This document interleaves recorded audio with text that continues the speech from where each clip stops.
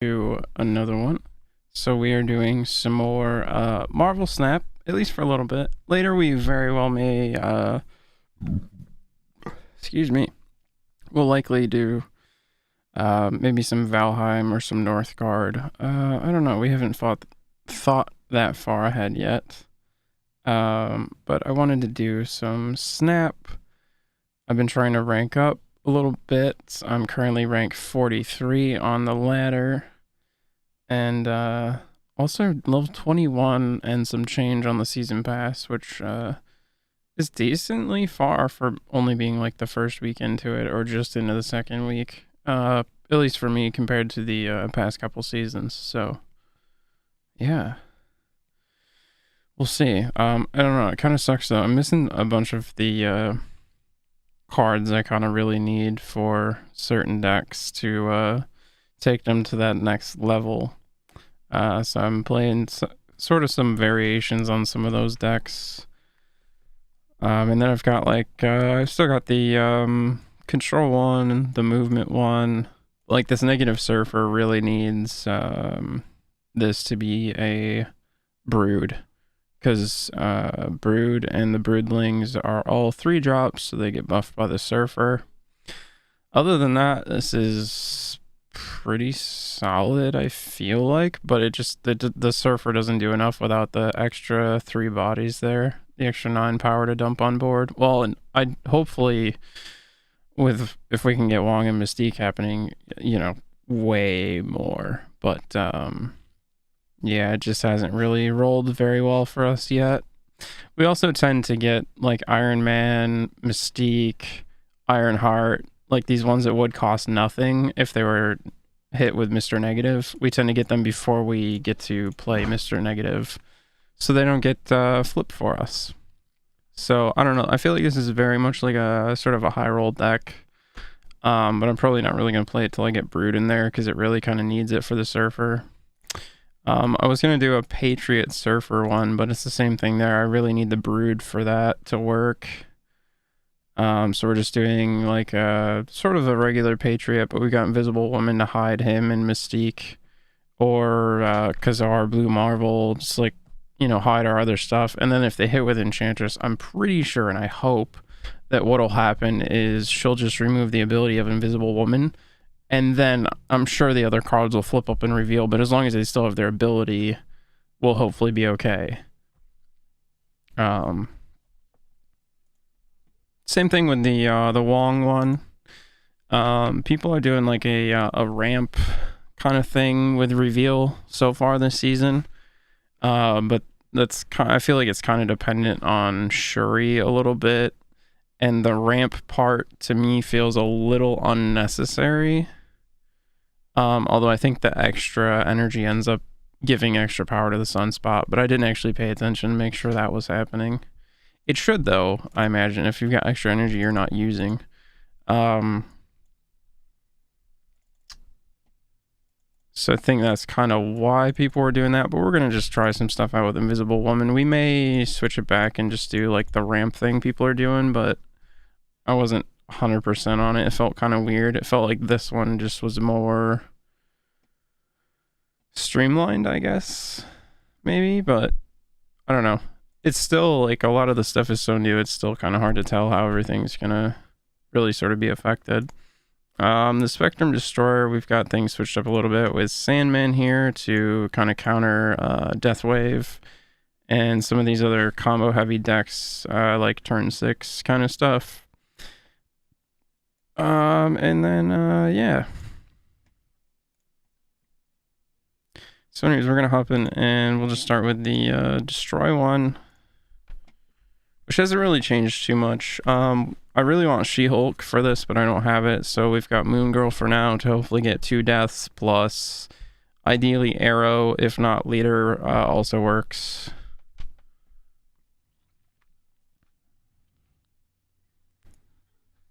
Got the Killmonger in hand. We can Squirrel Girl. Sent you a video messenger I think you'd like. Hey, what's up, Dylan? All right.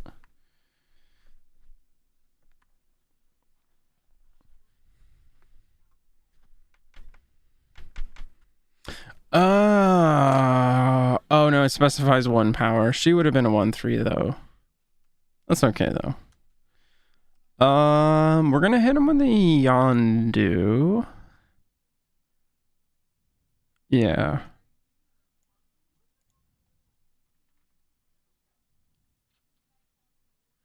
Okay, White Queen. So they're probably in Sentinel. So they're probably on the 2 Devils thing, or some variation of a Dino deck. Ooh, we've got Nova now. So I think the play this turn is to Bucky Nova, and then we Killmonger next turn, because we definitely want to trigger that Nova as well. Although if we do it this turn, we want to kill Bucky with Carnage or something else anyway, or Deathlock. So maybe we can still play...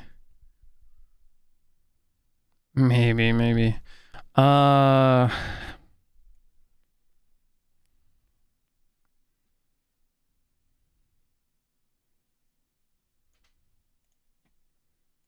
mean, if we don't end up getting the Nova buff too, it's not necessarily the end of the world.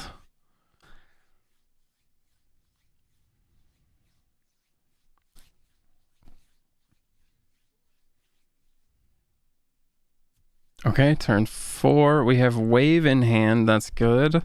So if we see Death, then on our next draw, then we can turn 5, Wave with hopefully Carnage to kill the... Well, no, because if we see Carnage, then we're not seeing Death. Well, we might still draw her turn 6.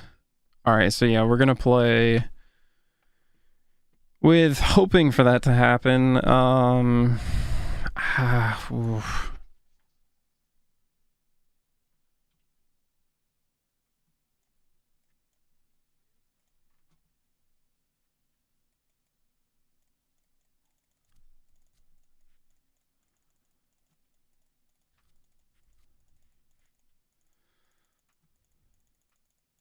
We got Death. I would have rather drawn Carnage this turn and hope for Death next turn, because then we could Carnage plus Wave. But that's okay. We're gonna play some stats out here, and I want to try and kind of mirror their board position, because whenever I play leader, it's gonna copy to the same lane they play their stuff. So I want there to be room for whatever they play that I'm gonna be copying. So I don't want to fill up. Ooh. Alright, so we're gonna have to play leader here or here. Which the last turn we can play him over there, it won't matter. There's the Carnage. You fucking late to the party, Larry, son of a bitch.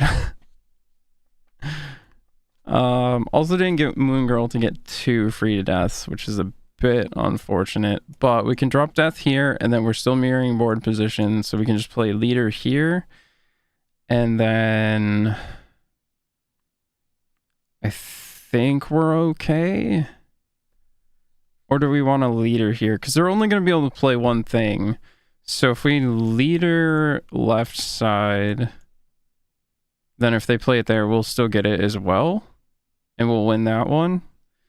And then they've got 14. We will be at 15. And so if they play it here, we'll also have... Yeah, no, we win.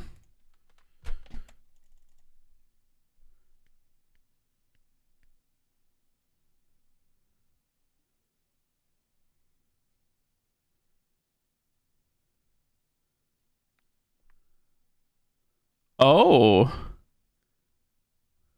Well, I mean, we're still gonna win. We're gonna win all 3 locations now, actually. Oh, it's a tie on the right one. Yeah, but we won the left too. Let's go, leader, baby.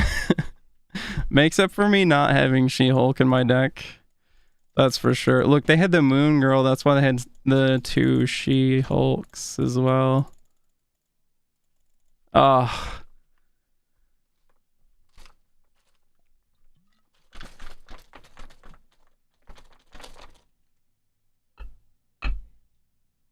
I had a game earlier with this deck where I got the Moon Girl off and I had Arrow in hand, and Death didn't actually get copied, but Arrow did.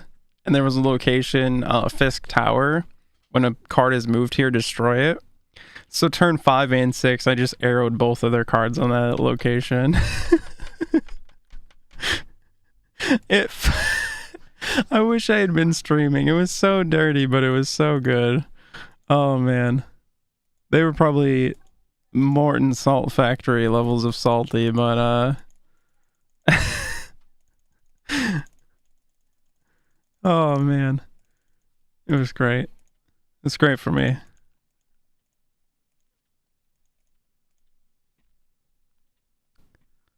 But yeah, so I don't know if you're here right when I started. Do you want to see any of the deck lists and have me talk about any of them in particular? Is there any deck in particular you'd like to see played? Minus probably the Negative Surfer, because I don't really have the cards for it. I think I only really need like 1 or 2 more cards for it. One of them is definitely super needed though.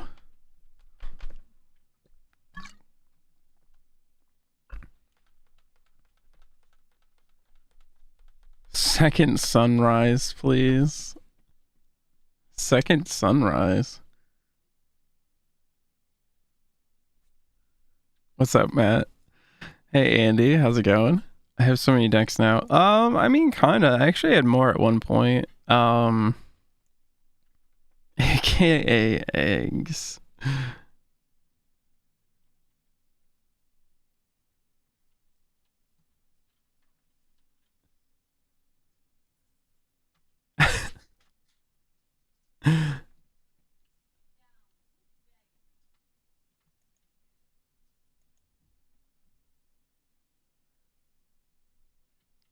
It's the most fun 45-minute long MTG combo deck in existence. Oh god, no.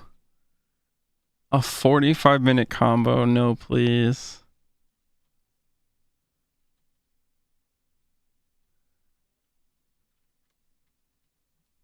That sounds ridiculous. Alright, let's do will I combo out? Will I run out of time? Who knows? Find out next time. Oh man. Let's try out this Crouching Tiger Hidden Wong deck. As I've named it. Nice, we got the Wong, we got the White Tiger.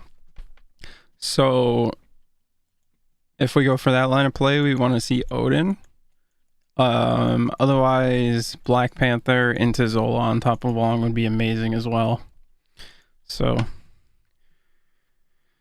we're chilling. I kind of wish I had gotten some early game cards, especially as both of my 3 drops, which one just got turned into a 4, are kind of dependent on having other cards. But honestly, if we get the Wong plus White Tiger and Odin, or Wong plus Panther Zola, which we just drew Zola, to land, then it really kind of doesn't matter if we don't play anything until turn 4 with this deck, honestly. Hey, there's that location when a card moves here to destroy. I had so much fun pulling people's shit there earlier with 2 arrows.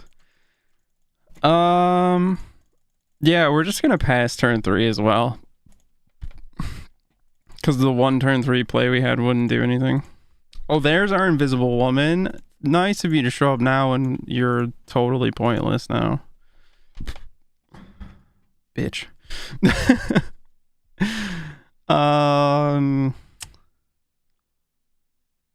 Ooh. Still haven't seen the Black Panther. We gotta commit next turn to... Well, we'll have to do the White Tiger if we don't have the Black Panther in hand next turn.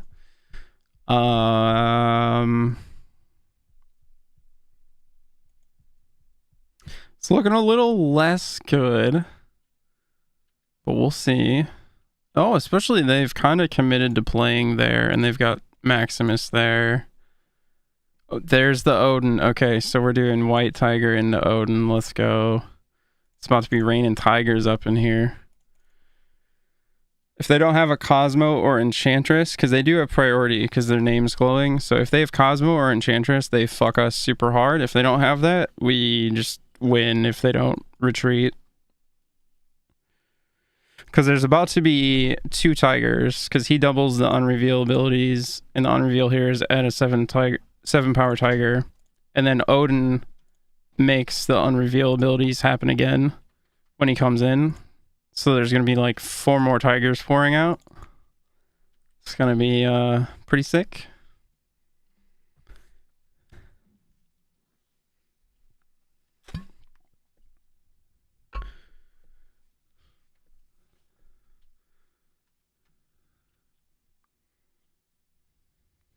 Oh, there's the Black Panther. Nice of you to show up now.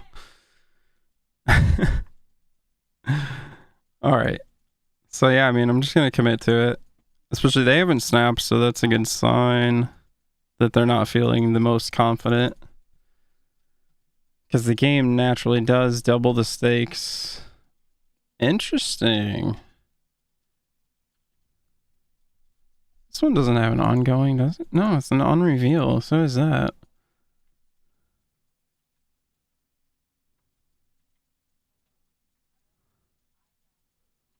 Oh, we tied there. We still have more total power on board, though, so we win.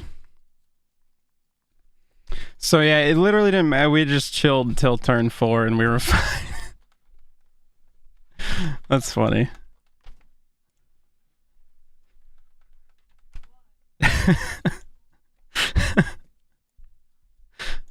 Oh man. Let's do the 2 devils. This one's kind of cool. It's kind of like a hybrid of control and just like raw power.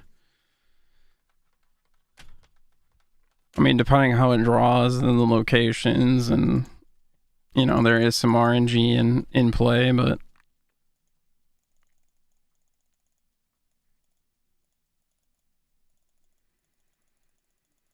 ongoing effects are disabled here.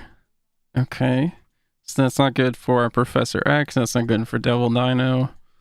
Other than that, it doesn't really matter for this deck. We could also just change it. But since we don't have that much to play around with it, it might be more harmful to them to have it as is. So I think we're just gonna...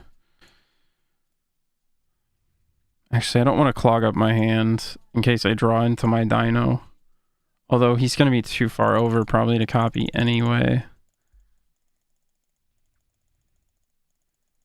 Oh, we're not going to be able to copy him now at all. But we got our Daredevil, which is nice. We can set up our turn 5 with Professor X. We're going to get 2 Hulks, which they're going to get 2, maybe 3. Hopefully they'll also only have 2, but this guy is going to let us see their turn 5 play before we even pick our card. Super, super strong. Especially because if we can set it up in a lane where we are ahead or tied, we can just add him. Cards can't be removed, destroyed, added, nothing. It's locked down, so we'll have that lane 1 no matter what. So feeling pretty good about that. Nice, we're going to tie at that location. That's a decent one to lock down. It's ongoing, so... Oh, well, Cosmo's not Cosmo anymore anyway.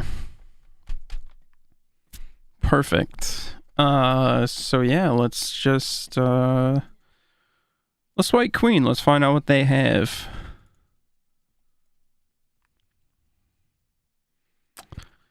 We can kind of spread our power out a little bit.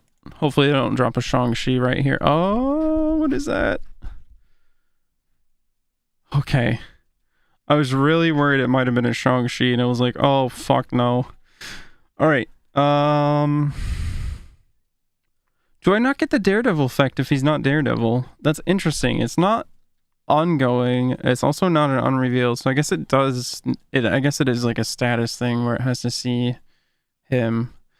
So now it's a bit of a gamble, but I've got 6 power here, so that's going to take me up to 9. It's going to be hard for them to play anything on this lane where they can beat that power. I do have to be a little worried about this, though.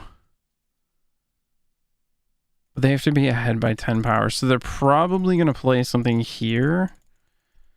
I think this is probably fine. Yeah, they played something there. Okay, it's gonna power up that location. Enchantress would be really strong. All right, well, whatever it is, they're gonna play it here. So if we leader, we will be at 7 to their 6 plus whatever they play. So we just win.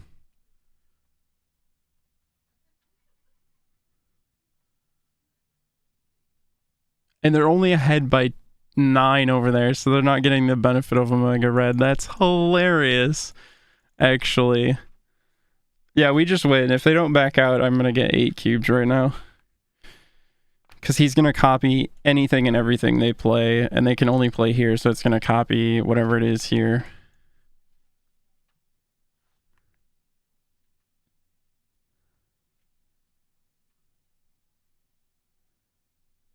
Oh, and even better, Lizard's ongoing ability. If there's... I'll show you guys in a second. -3 power if your opponent has 4 cards here. So the fact that I got a full 4 by copying their 2, I also hit their Lizard and reduce its power by 3. That is fucking hilarious. Oh, man. Love it. Love it.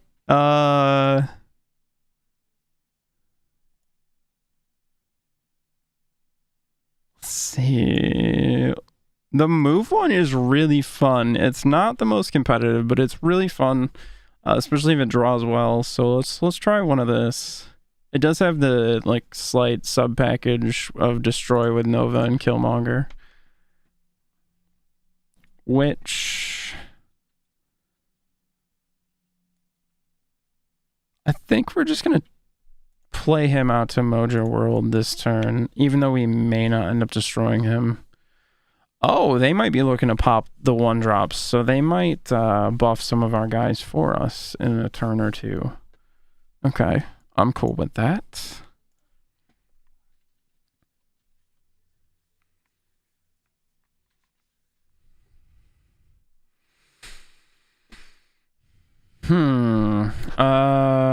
I don't want a Doctor Strange because it'll just move both of them to wherever I Doctor Strange.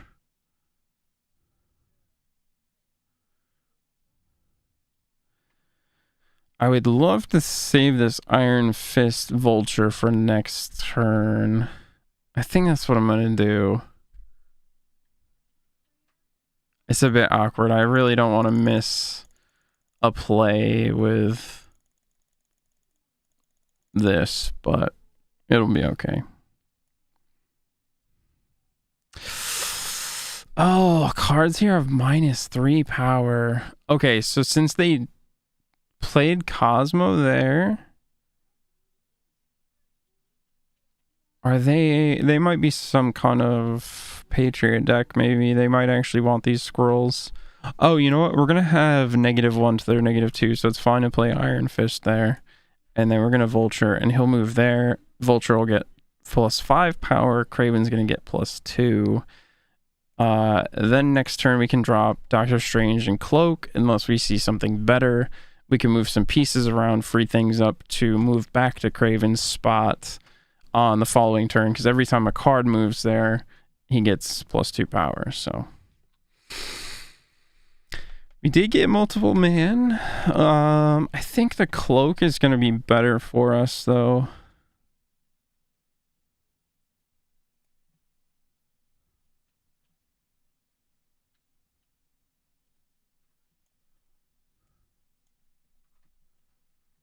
Yeah, they're on Patriot. They played Misty Knight and Shocker. So this scroll's going to end up being stronger than what I have here, unfortunately. But I might just move him out of there. Well, and on turn 6, he'll shift anyway. We might also just drop Heimdall right side. We'll see. But that's going to pull Vulture. He's going to go up to 13 power. He's a big, beefy boy.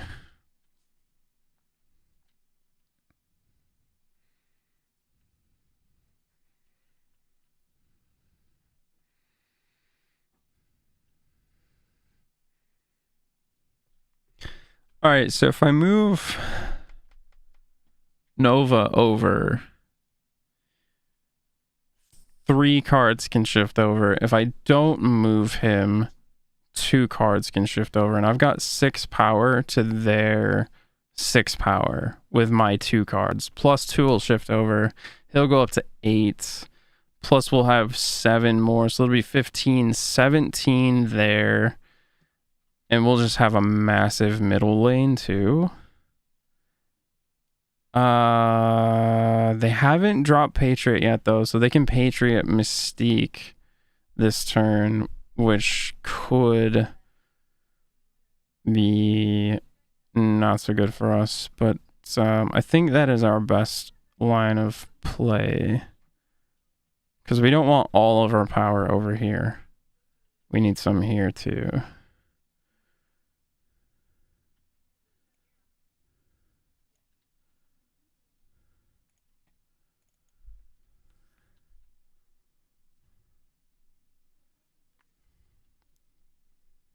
Okay, they only played Patriot. I think we're fine. Yeah, we're fine.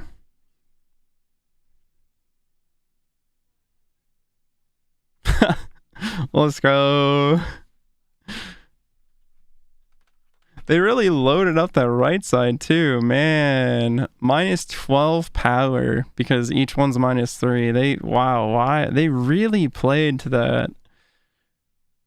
That's odd. Well, then again, I mean, that is kind of how you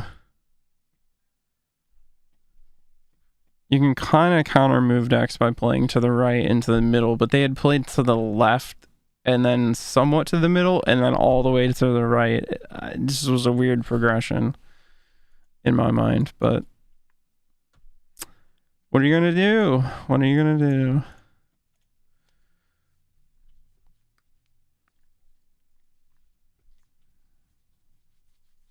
Doing good though. We've already gone up like 2 or 3 ranks, I think, since we started. I'll have to look to see, but oh boy. We got Weird World. So we're drawing from each other's decks. This is Onslaught tells me they're either doing probably Zoo of some kind, or it could also be Patriot or some other ongoing but I'm okay with drawing their Onslaught. My deck was all ongoing cards, so if they're playing ongoing stuff, then this might be okay. That is not ongoing, I don't think. It's not ongoing. Why is he in your deck? What the fuck? That's so weird. Where do we want to play Goose?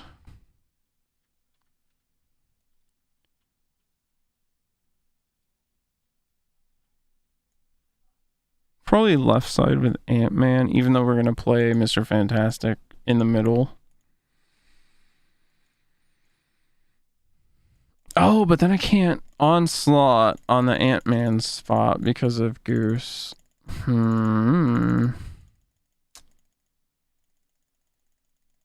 They have a Squirrel Girl? What are they okay, they've got to be playing Zoo then. Squirrel Girl, Onslaught, Watu. Yeah, they've got to be some kind of Zoo list then.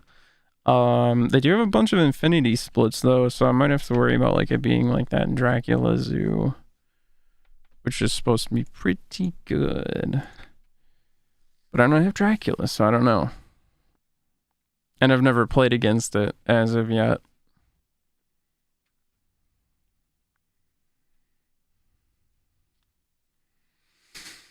Man, I am not drawing anything great from their deck, though. What the hell?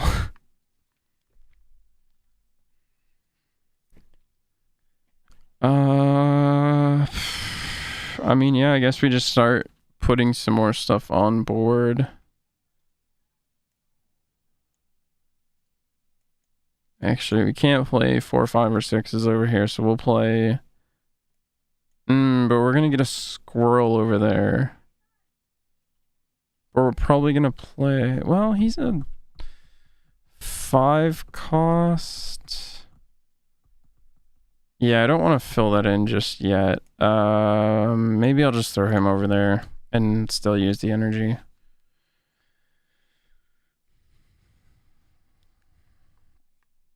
I don't like that they snapped. They probably got my destroyer and they have an armored lane. They have another armored lane. They have my mojo.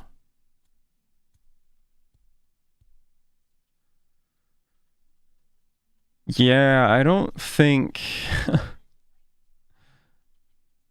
Since it wasn't the mirror match, unfortunately, I don't think their cards are going to do me a bunch of good. Especially when they're perfectly set up to just drop a destroyer wherever they want. Ugh. Alright, we were 43, I think, when we started, so... Ooh, nice, got a weekly challenge.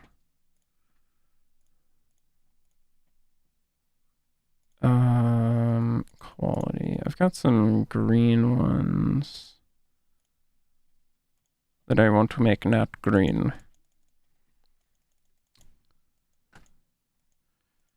Ooh, please be a card.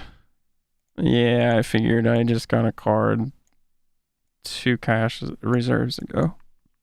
But that's okay. Those tokens go toward unlocking another card of my choice. So it's fine.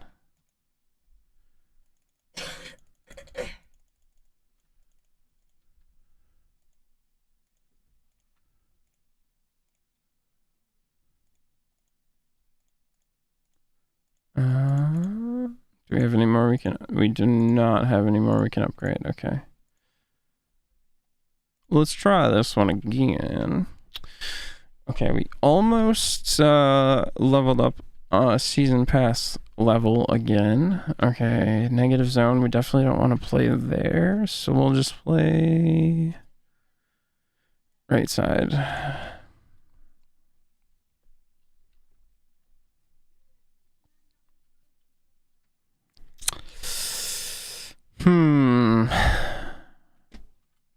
Let's armor here and we can goose here next turn. So they can't drop anything big there.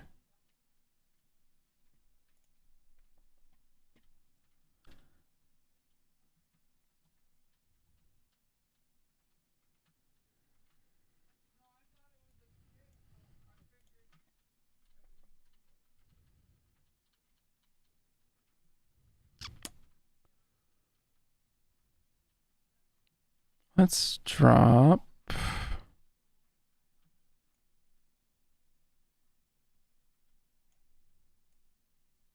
Warpath.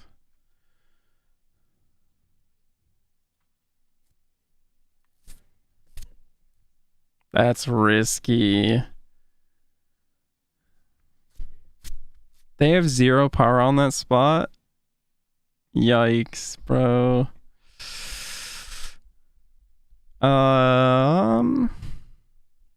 I don't have Spectrum or Destroyer in hand. This is awkward.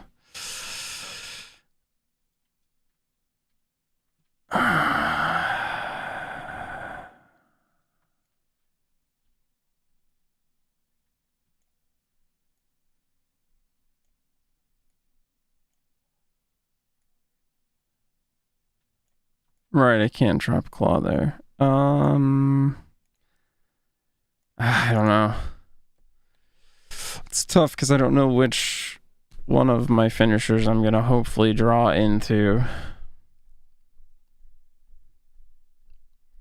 I got Spectrum. I don't know if the Spectrum's gonna get us there, but we have to just try and go for it. We can't drop her there. We gotta drop her here, I guess. Oh, that sucks. I don't know about Goose in this deck. I'm trying him out, but I wanna like him, but situations like this, it makes it tough to... Because also if I drop Spectrum over here, then he loses 4 power, so...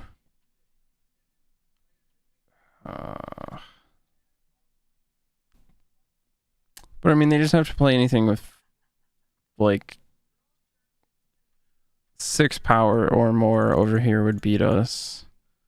And then they'll have the middle too. I don't think Spectrum's gonna get us there. I guess we just gotta play here and take power from the Warpath, because it's gonna get plus 6 power when she comes in anyway, like the lane as a whole. Oh, they played something over there. Oh, we could have been fine? We're still fine. Never mind. I underestimated. Okay.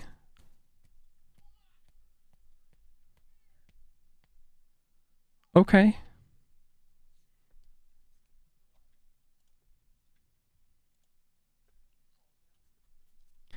I really didn't know if that was gonna get us there, but it did. Okay. But I think these like first 3 are probably the best, like the most consistent and most fun. Let's try this one though. We haven't done this one. I really hope my next collector reserve gives me Brood, because I need that card for 2 decks that I... This one, well, a different version of this one, and then the Negative Surfer one. They both really want that card. Not even want, they both really need that card. Well, there goes the Invisible Woman to protect our Patriot and hopefully Mystique, but that's okay. Also, Yondu tells me they're probably doing the Death Wave, Bayro, Destroy, what have you. Because nobody else really plays that card. So... I don't think I have Sandman in this deck, though. No, I don't. It wouldn't be really good for this deck, unfortunately. I think Mr. Sinister is the play here. They dropped a Mysterio. Okay.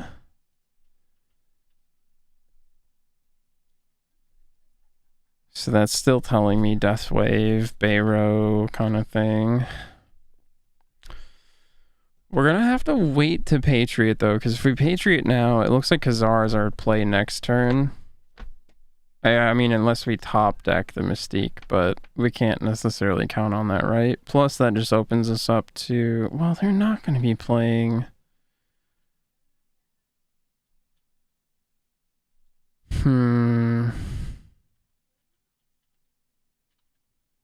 And then I can always Hulk plus Misty Knight for turn 6. I really want to get the Mystique as well, though, so I think I'm just gonna play Misty for now and then go for Khazar next turn.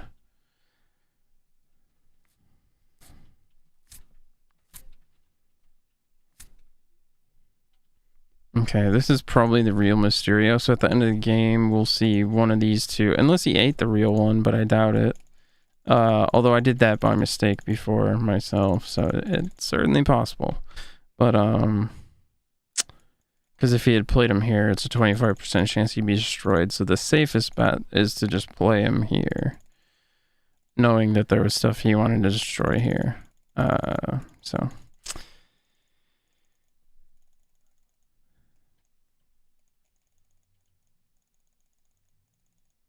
Oh, that totally ruins our play this turn.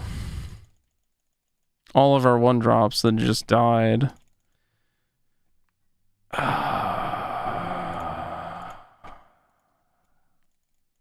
That's another reason. I really want that Brood to do the Patriot Surfer version, because 1-drops are a liability. in this game if your deck kind of relies on them. In this version, kind of does. This isn't even the good version of this version, and the good version would have a 6-drops that makes a bunch of other 1-drops on the other locations. So even more of a liability if I had priority, and then they're just like, I'm just gonna drop a Killmonger the final turn. There goes my whole fucking board, you know? So, really, really, really want to see that Brood soon, either in the shop, which I would have to, I've got 6, or do I have 700? I've got 600. It's a Series 3 card, so I would need 400 more of those to buy it, but I could pin it, or, you know, maybe my next reserve if I'm lucky. My last one, they gave me a card, gave me the exact card I was hoping, and I had actually just pinned it in the shop that same day. So I was super happy when I opened that, because I was like, sweet, I don't have to save up tokens for it now. But I need it for this negative surfer that really needs the Brood that I don't have, so a little less exciting.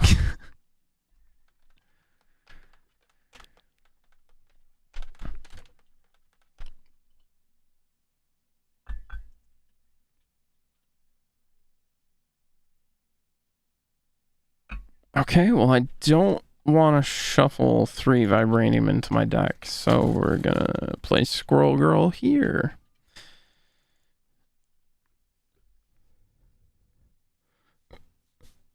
Oh, they discarded Hella. They probably have Ghost Rider though, but that's the thing about discard is it's like, it's pretty random, like what gets discarded, so you can get just super unlucky sometimes. Wait, what? What? What? Okay, sure. I don't know if they intended to retreat, or oh, maybe they don't have Ghost Rider and they realized that they lost their card they needed. I don't know. Oh, Weird World? Same, dude. Fucking same, bro.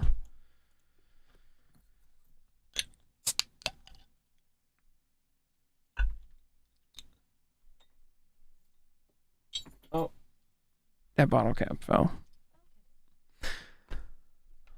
Well, She-Hulk's looking good. Magic isn't bad. I don't know what their deck is doing.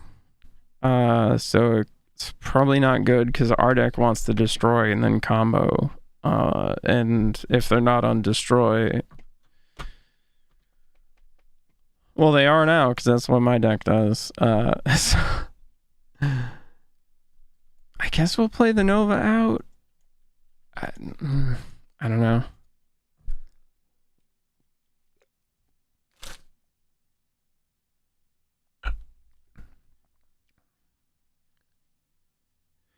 Well, I know what I must do.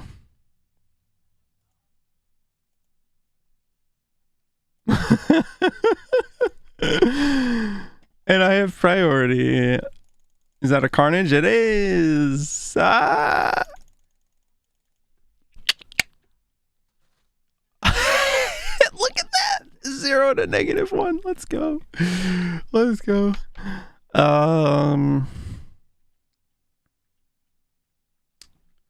Do we want to wave?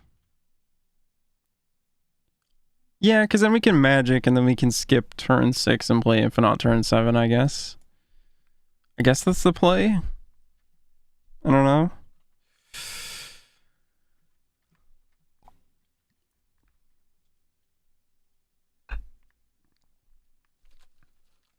Jubilee. That must have been in their hand because I don't have Jubilee in that deck.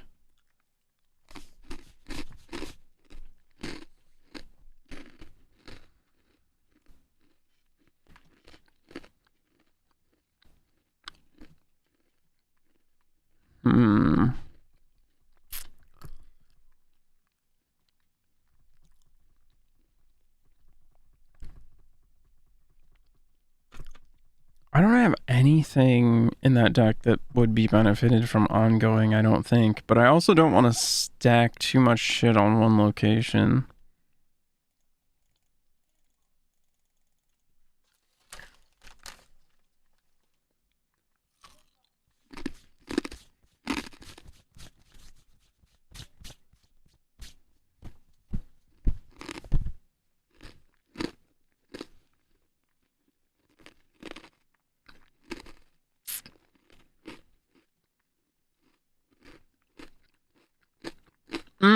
We're gonna get to drop She-Hulk as well. Yeah, we're skipping this turn.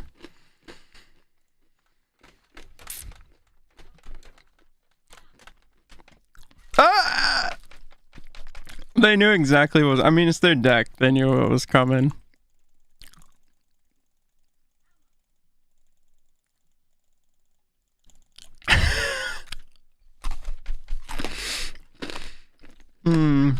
That's funny. I normally don't like those kind of locations, but I'm trying more to just like play it out and see what happens. Especially now that I've gone up a bit more in collector level.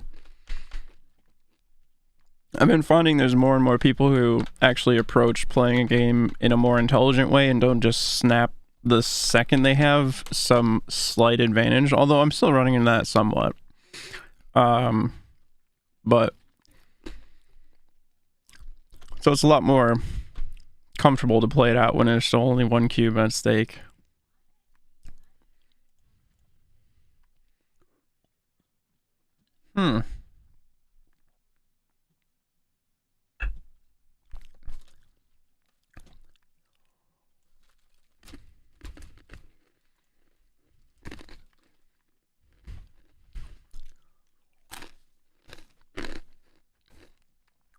Alright, so yeah, we're gonna do Killmonger this turn. This will kill their 1-drop. And the next turn we're gonna eat everything up with Carnage, provided they don't drop an armor.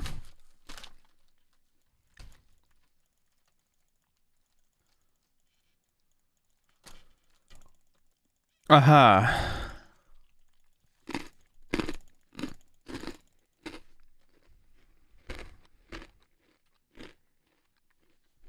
If we Moon Girl now, we'll have 4 cards in hand and it copies from left to right.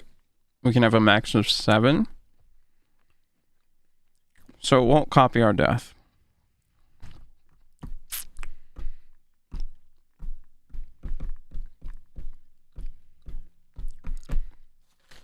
Which sucks, because then we can't play her next turn, because we need to play Wave next turn. We also can't play anything to that location, since we're going to do the Carnage play.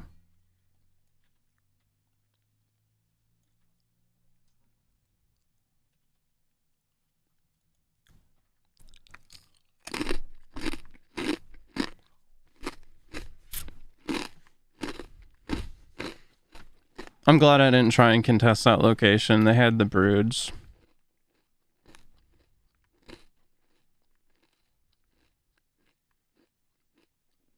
They got super fucking impatient, though. That was hella rude. Oh, we're definitely going to move whatever they played turn 6 over here with Arrow.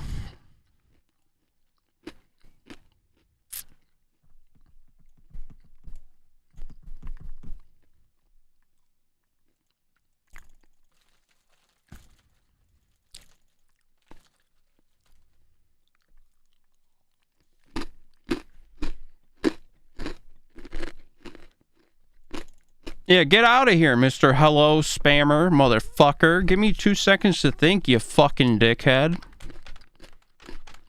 Impatient little prick. Thanks for the cube.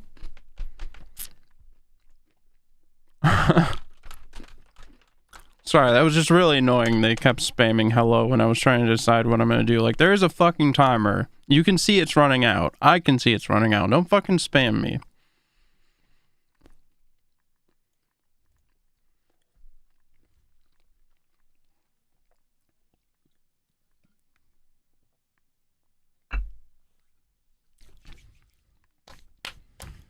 Maybe if they had spent more time considering their own plays instead of rushing to make a play and then spamming hello, hello, hello, maybe they could have won too.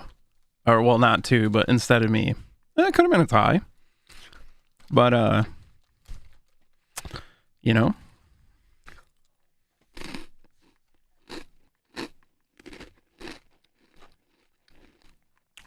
I think we just drop a Carnage for tempo this turn. I'm not seeing a Bucky, I'm not seeing a Nova, and if we do see them, we can drop those independently and deathlock them away kind of thing. Yeah. Plus 2 energy for 4 power and clearing up a 1, like clearing up another spot there is pretty decent of a play. Not as ideal as I'd like, but...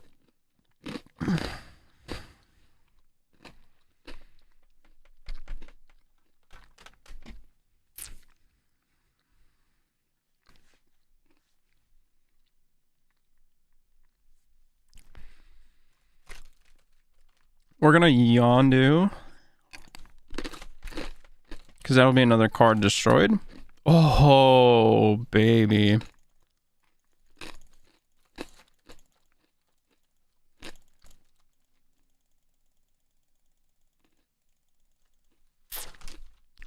We're not going to be using Moon Girl, so at this point in time, I think we're better off just doing Deathlock over the Killmonger. Now we just really want to see Wave next turn. This is a 7-turn game, though.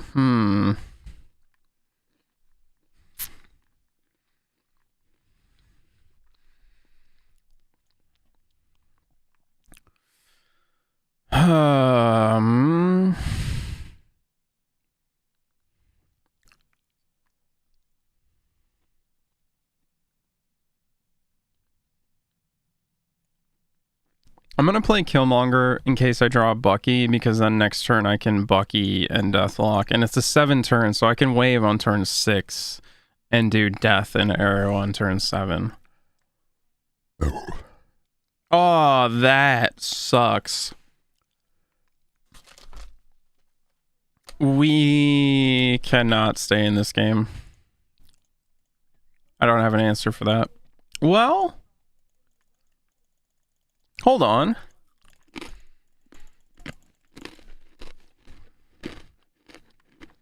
I can Deathlock Death this turn. I can Arrow next turn and Leader the following turn. We might still be okay.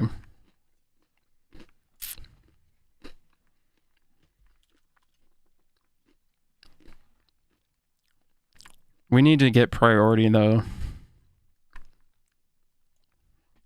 So I'm going to play to the outer lanes to get priority for next turn so that we can move whatever they're going to play, probably Odin, on turn 6, away from that spot.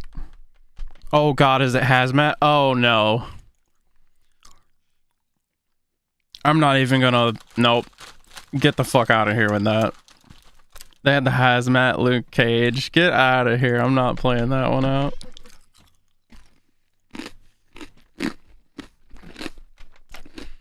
For those of you who don't know, Hazmat, on reveal, afflict all other cards with -1 power. Luke Cage says your own cards can't have their power reduced, so you just abuse the unreveal with Wong and Odin. And they had the Gambit there. We were gonna have our board cleared, and if there was anything left, it was gonna be minus like 6 or 8 power or something at least. It was gonna be disgusting. We just did not have the tools to compete with that. Luke Cage is a Series 4 or 5 card, which I do not have any of yet. Hazmat Series 3.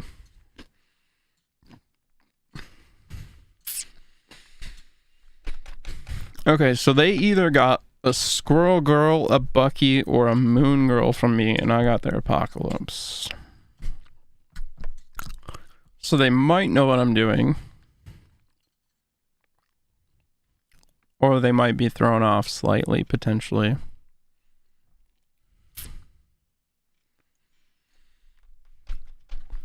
Thank you.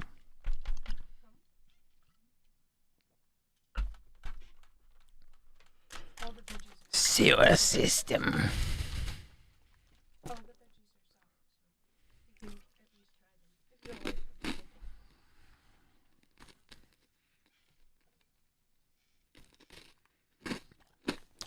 I'm tempted to Bucky on sewer system.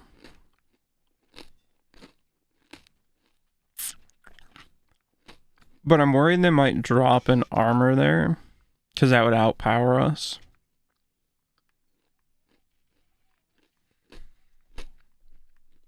So I think I'm just going to drop him left instead.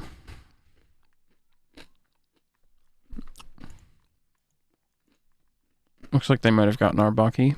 Ooh, hoo, hoo, hoo.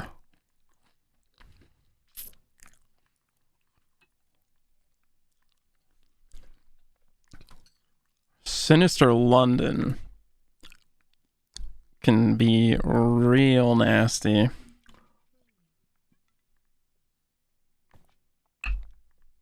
Sif and Colleen Wing got hit. They discarded Dracula. There's their first Apocalypse discard.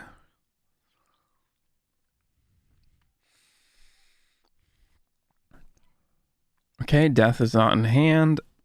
And even if we had just drawn Death, it would not be in a position that is copyable. This Moon Girl quickly might get replaced with a Sabretooth just for more destruction synergy, quite honestly. But when I can get, which I've had it happen, when I can copy the Death and play 2 deaths and an arrow, or 2 deaths and a leader, or it's really good when I can do it. I might need to see if there's another spot where I can take something out to shove America Chavez in to make the likelihood of me having Moon Girl and Death in hand by turn 4 a little bit higher. But I don't know. But let's I'm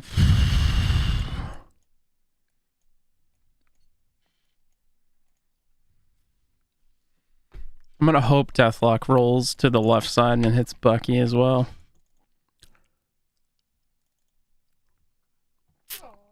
Please, please, left side, left side. Yes! Got him on the left side.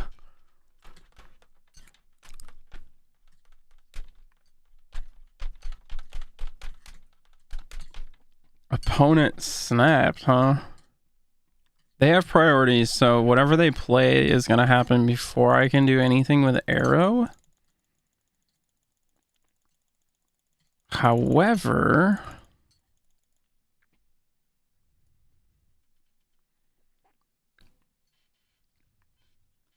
which I was thinking I could like move something to Daily Bugle, but since they have priority, they're probably just going to play to Sinister London, so I think we're also going to play to Sinister London. 5/8 is a pretty decent stat line. I mean, I think we lead her next turn. I think... I don't know.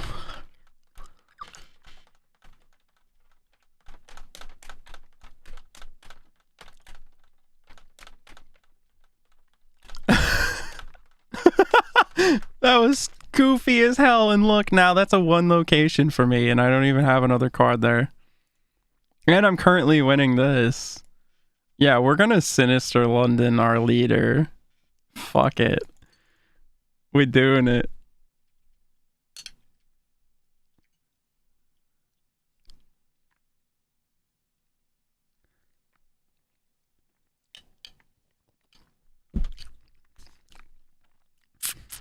Oh.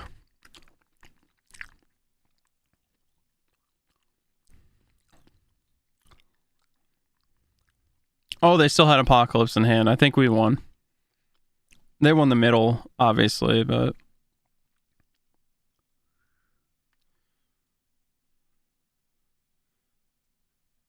No! Damn. Nice. Give him the thumbs up. There it is.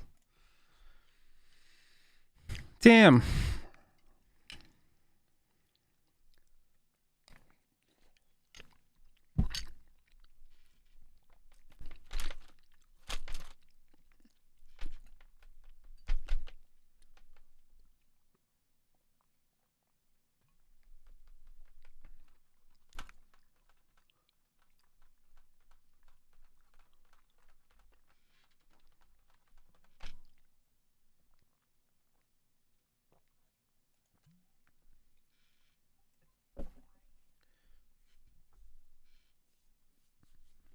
Okay. Well, we can't play Yondu there, and we kind of don't want to play him there, so I guess we're just going to play to the right. Okay, so they're probably Spectrum Destroyer or something of that nature, because I hit their Warpath and they have a Lizard right there.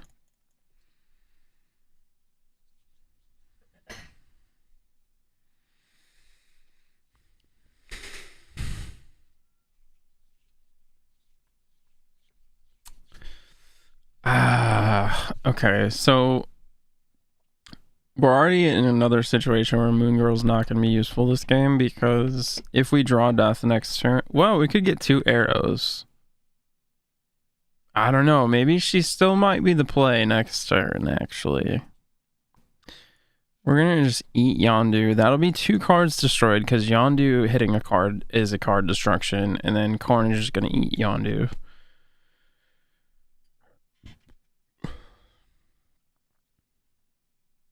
Okay, so yeah, our first 3 are going to get copied. So Arrow, Killmonger, Wave, if we do Moon Girl.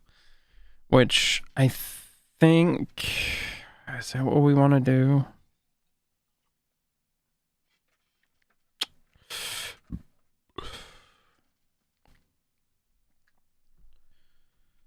I don't know, we're not very ahead on the board, and there's not like Fisk Tower to move their cards to somewhere where it's going to be destroyed. Well,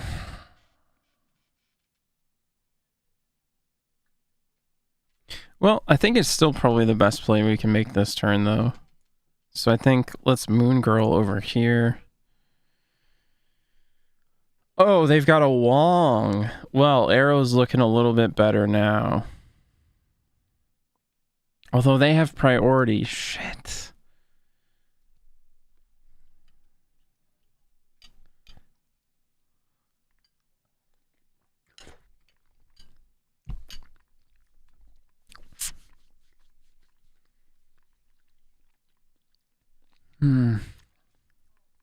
This is why I don't like missing the early game tempo.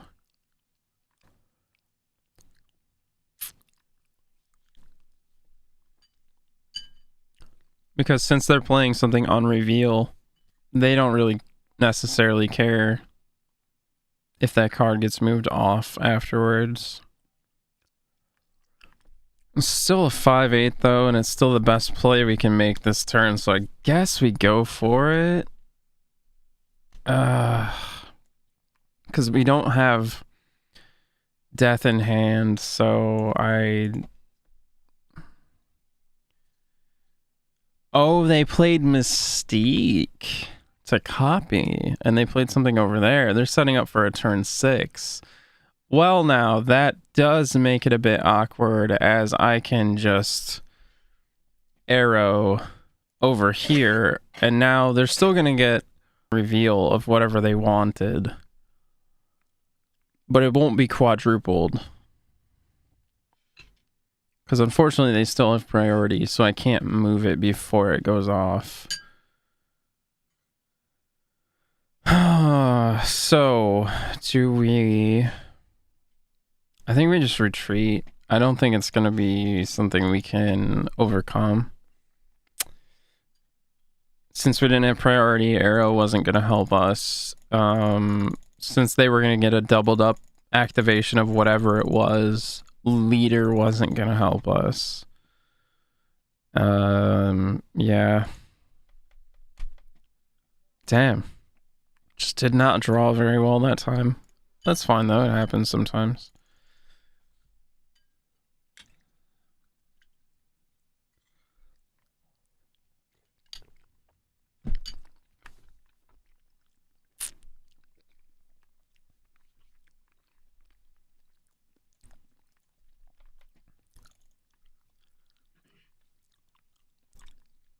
Okay, they're on discard, and we have priority.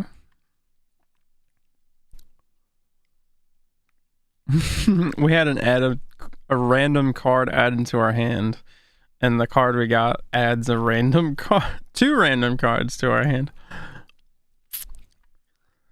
That's funny. We'll wait on Carnage since we have a line of play that gives us more benefit if we wait.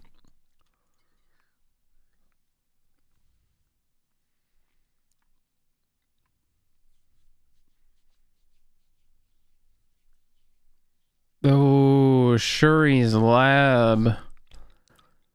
Ooh,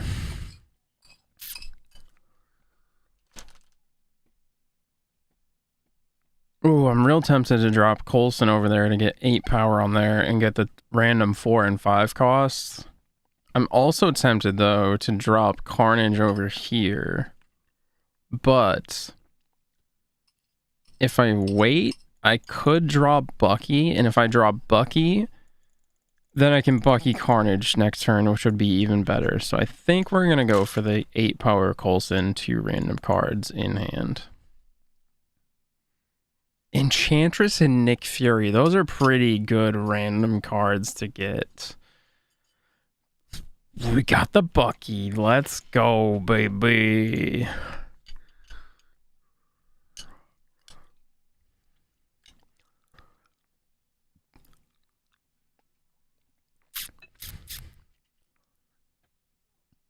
Yikes, that's awkward. They jubileed into a sunspot.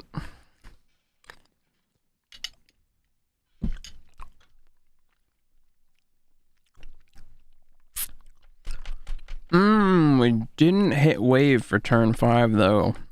That sucks.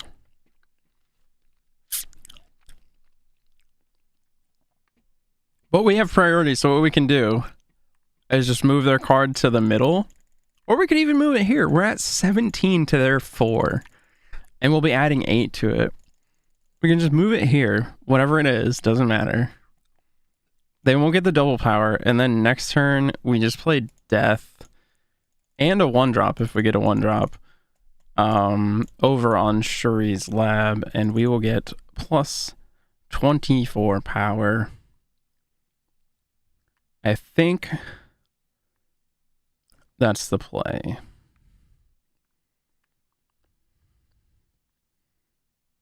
Right? Yeah, I think so. Oh, they played it over there anyway.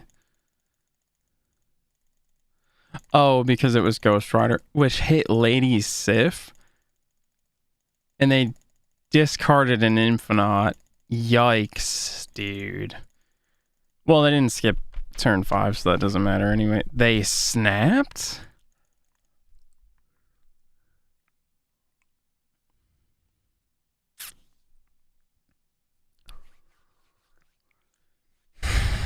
Okay.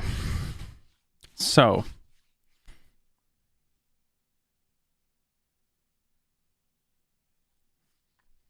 We can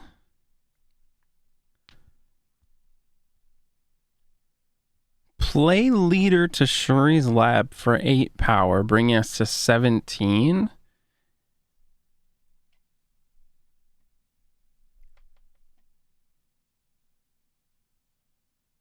Plus copying whatever they play.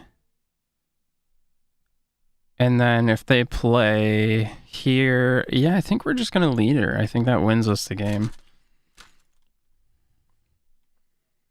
They're not set up for destroyers, so there's like not really anything else that we could copy that would suck for us. So I think we got it right now. Okay, they played to the middle. So we're going to end up winning right side anyway. And then if they win middle, wait. Huh? Wait, why did Infinite go to random locations? Ugh, oh my god. Okay. That's why. Because I didn't know how Hello works exactly. Okay, so we would have been better off just playing Death like I originally thought. No, we still would have lost because they ended up taking the left side from us because it randomly went to the left side.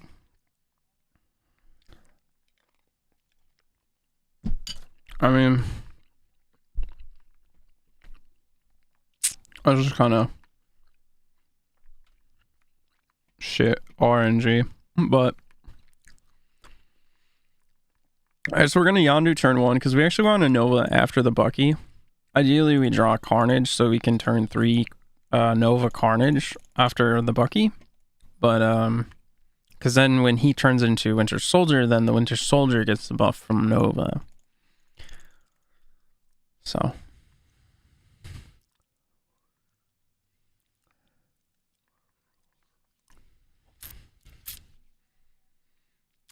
Fisk Tower. We love that location with Arrow in the deck. Yeah, we do. Okay, so... Ooh, and we got Moon Girl, and Death is on the left side of our hand. Okay, this could be a really good showcase of the deck's potential. Depending on how it continues to draw. Carnage. No cards revealed this turn. We did get Carnage. Okay, this is still fine. This is amazing. We just need to draw into Wave and we're set. It would only be better if we had like an Arrow also to copy. But we're gonna draw something next turn, so maybe we will. I'll take a free blue model. They got a 0. That might actually be bad for them. It removes the ability of the next card they play. Depending on what they're doing, they may not want that to happen. That's amazing.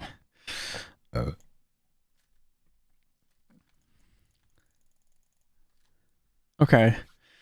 Alright, so we want to draw Wave, and then we want to draw Arrow. Wave, and then Arrow. Wave, and then Arrow.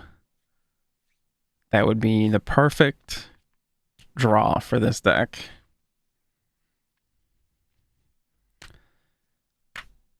Can we get it? Can we get it?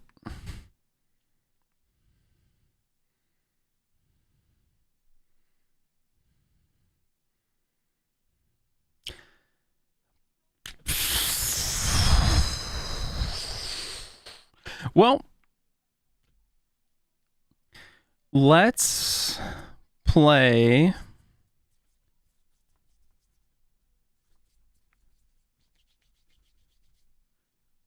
Death left side, and then next turn we will Arrow whatever they play turn 6 to the middle. And if they play multiple cards, even better, because everything will get fucking nuked. Oh, they didn't play anything there yet? Oh, they're doing some Sera stuff, huh?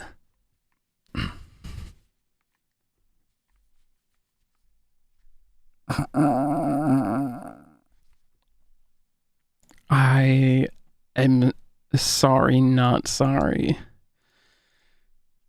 Oh, gosh. Okay, so we didn't get the perfect ideal draw, but this is still going to be fucking so good if they don't retreat. Because I have priorities, so everything they play this turn will be moved to this location. When a card moves here, destroy it. I mean, it's fucking memes, dude. Yeah. Oh, man, I wanted to see that happen. I wanted you guys to be able to see that happen, but that's fine. I cannot blame them. Can't blame them at all.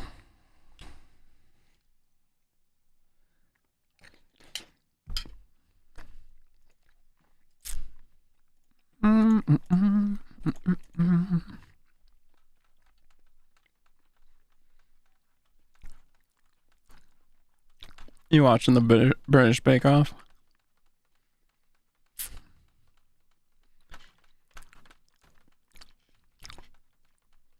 That was a yes for the chat. Alright, nice. We got Daredevil to support either Arrow or Professor X turn 5. More likely Professor X, but we'll see how things go.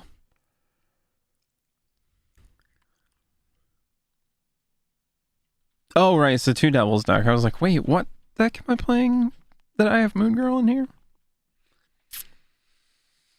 We're just gonna Daredevil mid. Not, okay, I was gonna say, please not Professor X.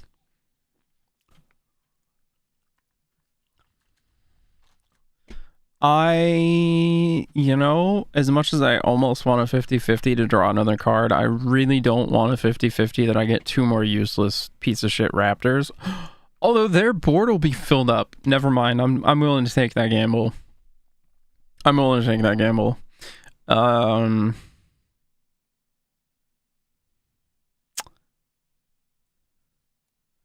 In fact, do we just change this location and hope that it rolls to Savage Land to fuck them super hard? I think... Oh.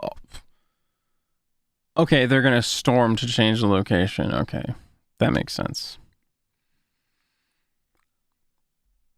Oh,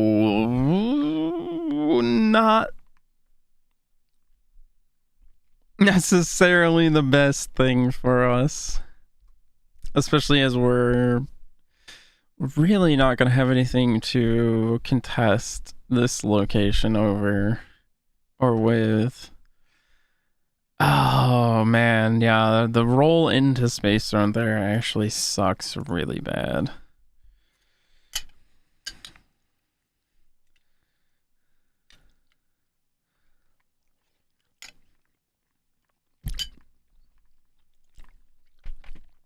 So the risk with Scarlet Witch, though, it doesn't say it'll be a good location. It just says replace it with a random one. So I was really hoping to stick them with a bunch of raptors, though, but they had that storm.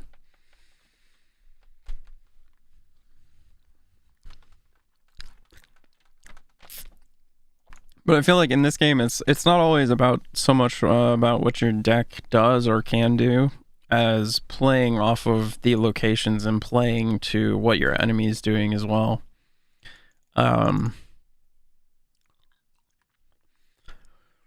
Like Danger Room, for instance, we're going to take a 0% chance of Nightcrawler being destroyed because we played him elsewhere, and then we can just move him. We're not going to do that yet, but because we'll be moving, not playing him, so we have no chance of him being destroyed. We're just going to play Daredevil mid.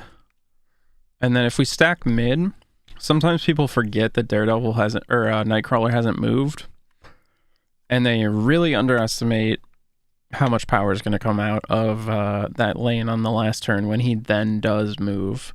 So, if we draw Moon Girl next turn, we're definitely going to Moon Girl, because Dino will get copied. If not, we'll just White Queen. We will just White Queen.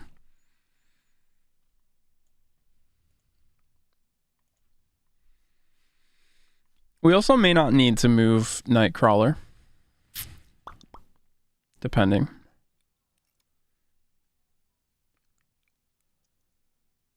We act 1 on the next hardest difficulty. Oh, nice. On World of Warcraft. Ooh, Mr. Negative. So they might be doing the Negative Surfer that I really want to play, but I'm missing Brood and I think Maximus too. That's another 3-drop. Okay, they played Sera. That makes sense.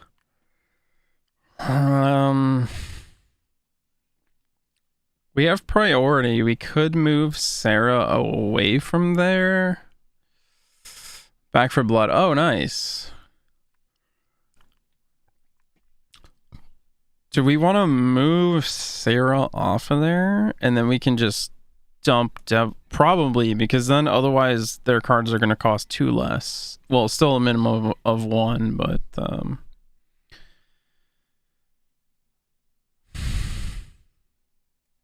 yeah, I think we're gonna obviously gamble a bit on whether our arrow... Okay, she's not going to be destroyed. That's nice.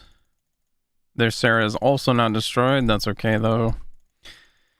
And then we are going to play Devil Dino here. And...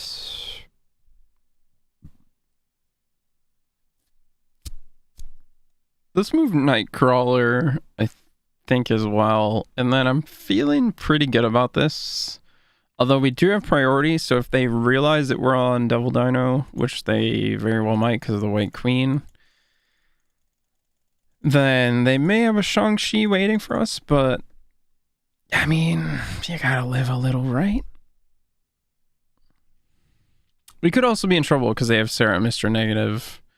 So if they rolled really well into the negative part of that, then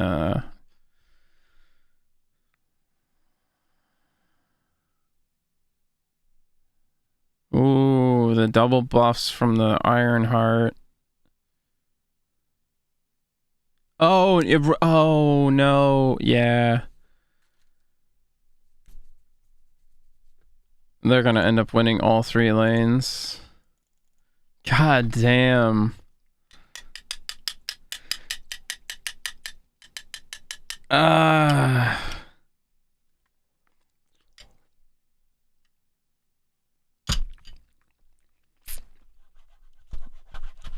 So, they actually didn't have Brood there. I don't know. Maybe we can play it without Brood. It's definitely a lot weaker, though. But I mean, they didn't have Brood and they still kicked my ass with it. Let me take a look at it. How many targets do we have? So Surfer will buff all of our other 3 drops. So we've got 1, 2, 3, 4, 5 other 3 drops. He'll give them +3 power. If we drop him on Wong, it's going to be doubled. If we have Wong Mystique, it's going to be quadrupled. They had the quadruple because of the location they were at. I don't know. We can try it. It also kind of depends. Like I said, a lot of the time when I play this deck, I already have my Ironheart, my Mystique, my Silver Surfer, my Iron Man, all these cards that would cost nothing to play if they were still in the deck and got flipped. I usually have in my hand when I play Mr. Negative, or most of them. And then I don't always draw the other ones, like Iron Man. But let's give it a shot. We haven't played it. I've been putting off playing it. I played it before, but then I kept running into it. It just feels like it didn't put up enough power, especially if it's against somebody else playing it that does have Brood. It just like doesn't compete, but let's try it.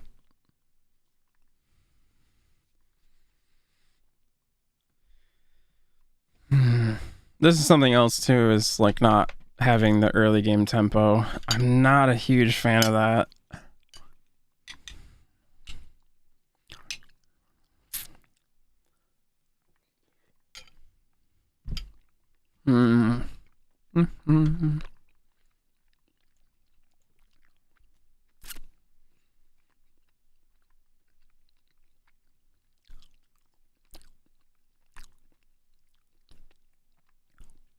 There's also the possibility of us not drawing Mr. Negative at all. Boy. And we just, there's 2 Raptors tying up the left side. We can't play cards on the right. If we play Wong, Mystique, Silver Surfer, then all of our power is here. Like we really don't have anything to. Oh man.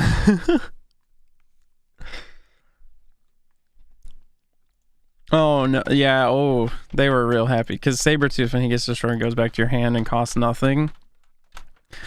But he would have gone back as 8 power, so he would have been a 0-8 after he got destroyed. Insane value.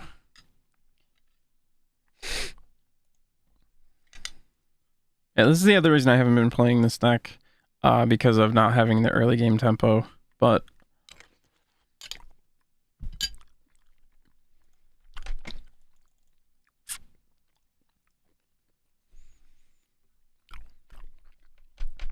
that is incredibly annoying.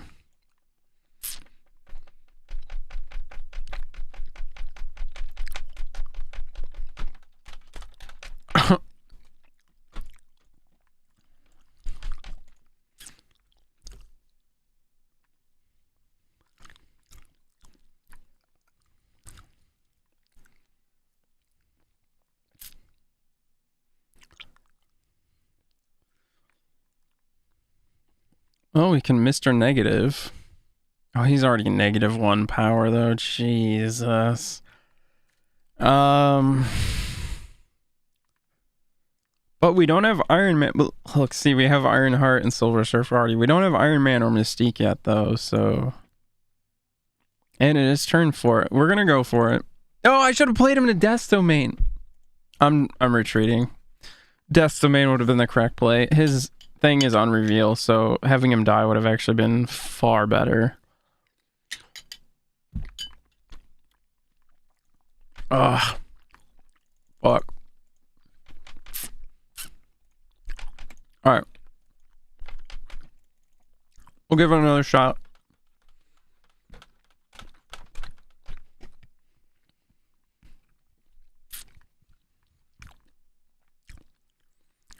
So we got some choices now. We can drop Psylocke turn 2 to play Wong on turn 3. Or we can drop Psylocke on 3 to play Sera on 4. Which I think is probably the better play, but it's also awkward because I also want to Mr. Negative on turn 4 if I see him. So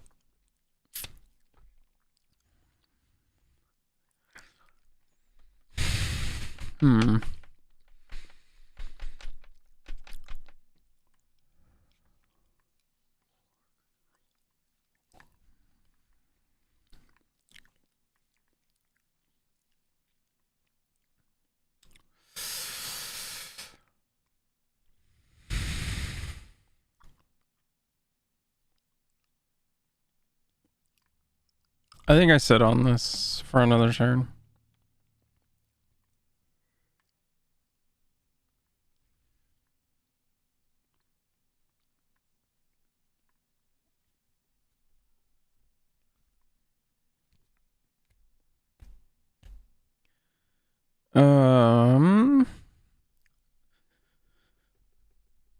Well, I guess I might as well just play her mid. She's gonna end up moving to Wakanda. But, oh boy.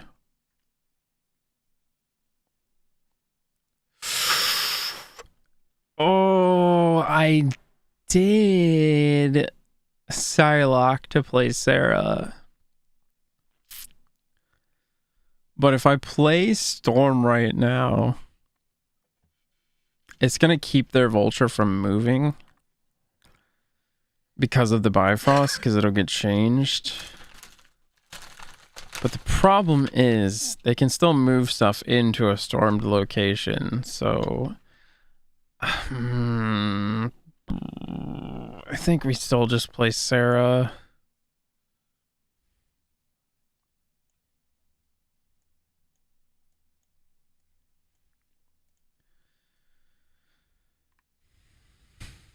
Oh, thank fuck it hit the Forge and not the Vulture.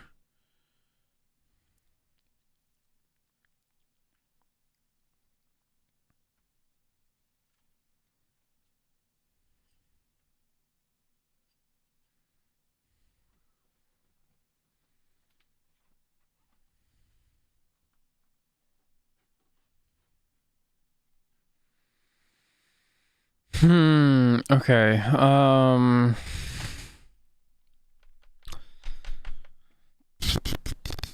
So I got 5 energy. I could Storm and I could Wong.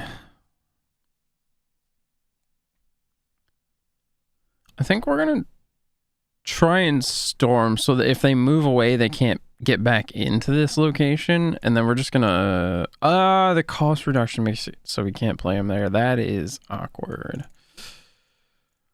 That's real awkward there, Batman. And they dropped the Vision, so they can just move Vision into the flooded locations, so now it doesn't matter.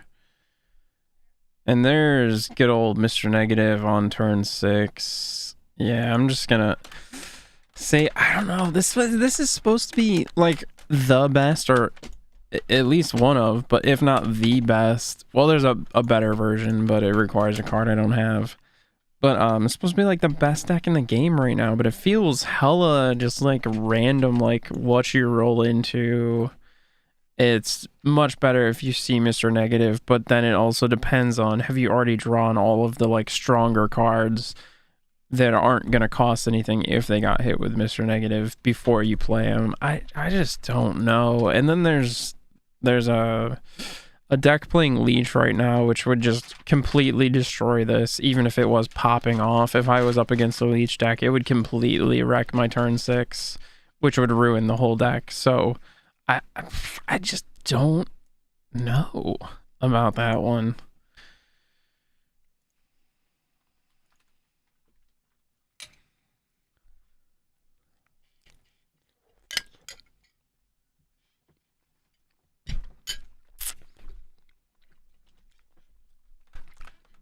So far, though, I think we've been the most consistent and had the best luck with the destruction one. So we may just... Well, this one's been pretty good, too. So we may just kind of mainly play that one. We'll see. Drew Iceman, that's good. They didn't play anything yet, so we can play to the Raft. Hopefully outpace them, because we'll hopefully hit one of their cards. Although I'm not excited about dropping a Wolfsbane on turn 3. But...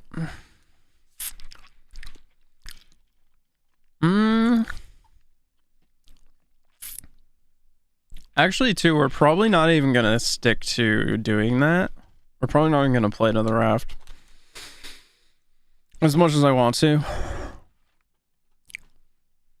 Because if I Wolfsbane, my next turn is Wong, right? And then what? White Tiger or Black Panther, and then I can't drop Odin or Arnim Zola on top of that? Nah. We'll feign them out right now, and we'll drop Wolfsbane, but we're gonna set up Wong. Oh, they're definitely gonna beat us on the Raft anyways, because they just killed our 1-drop, so that's fine. We're just going to that's gonna make them commit a lot to that lane if they actually want to play for it. So we're just going to set up the Wong, and then we need to see what we draw next turn, but I would prefer to go Black Panther Arnim Zola, as it's more power, but Wong, White Tiger, Odin is a ton of power on the board too, so...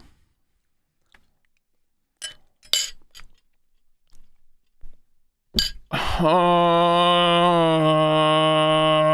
fuck. Really? Really? Okay. So what do we do now?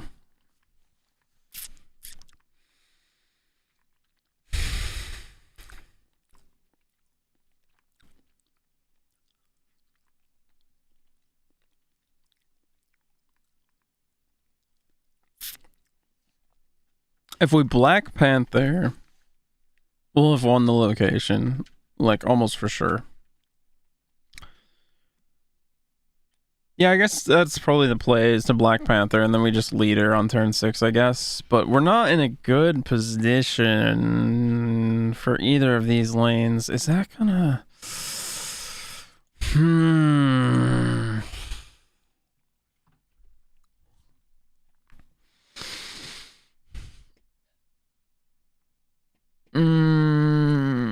I think actually we might be better off doing the White Tiger play. Even though we're gonna lose the flooded location now.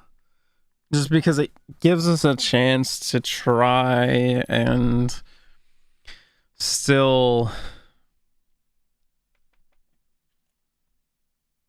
Alright, so we're gonna mirror board position as best as possible. We're close here, we're ahead here. So it's looking okay. I'm definitely not gonna snap, but we will play it out.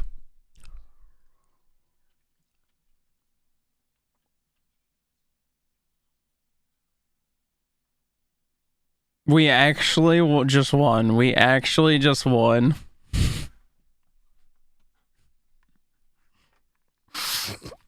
Fucking leader.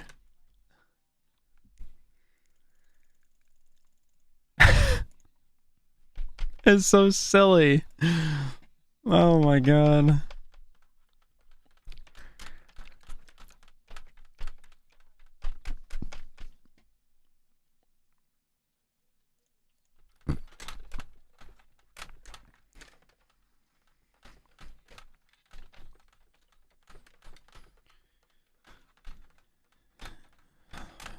Okay. We actually might Scarlet Witch that.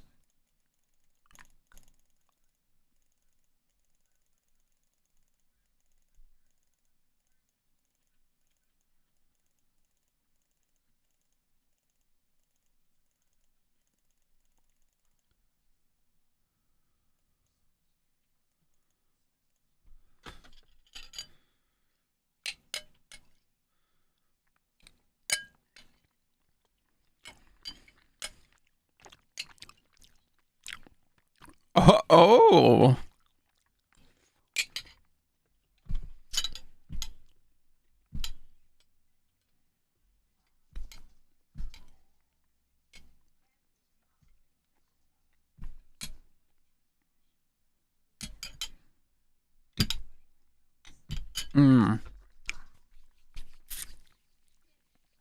So.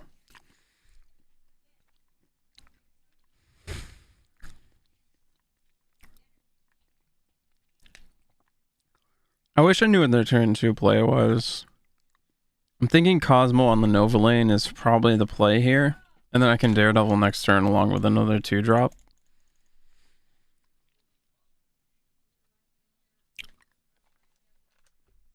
Oh!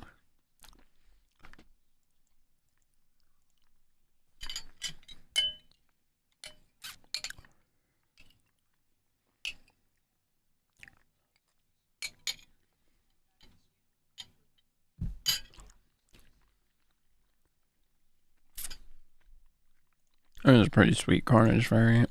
I like that one.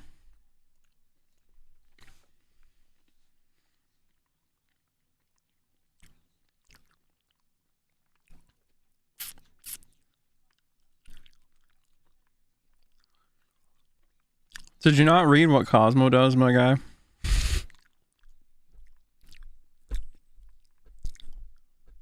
Did you forget I dropped a Cosmo? Like... Or did you just want, like, the raw stats? If you just wanted the raw stats, though, why not play it in a Davalier? Moon Girl on turn 5?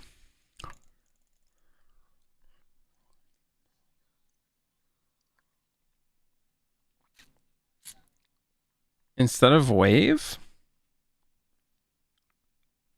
I mean, I guess I didn't get Wave, maybe. How much stuff's been destroyed? Nothing. Nothing. So Death is still going to be full cost.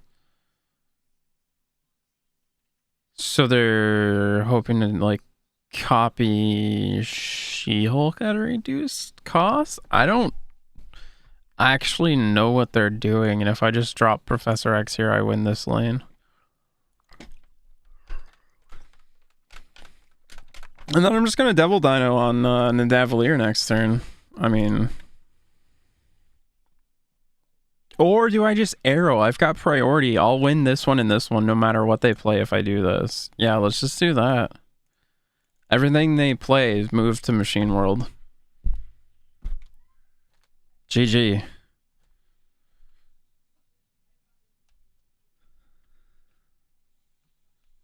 This deck is actually, like, a little insane.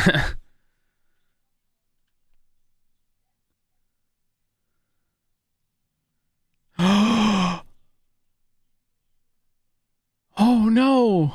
Oh, I still got the right location though, so it's fine.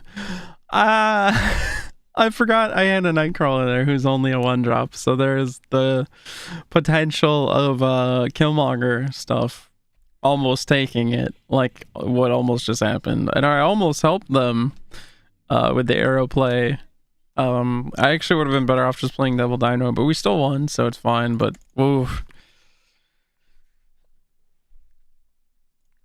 I really thought that was the better play. I mean, it still was fine, but Wow. I was not expecting a double Killmonger. But then again, I didn't know what they were going to try and do, because they had spent 4 out of 5 energy, so She-Hulk was going to be reduced by 1 cost. So she'd still be 5 on each copy. So I don't know what...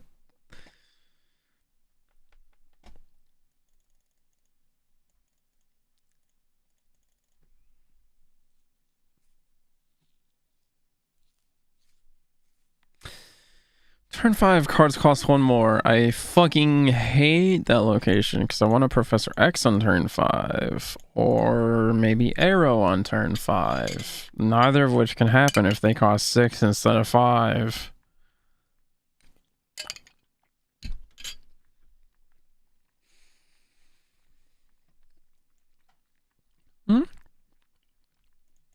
If we start adding some stuff to Grand Central, there's a chance we could get lucky and get Professor X dropped there for us on turn 5. Maybe. We can also just do this, because we drew Scarlet Witch. As much as I would love to White Queen,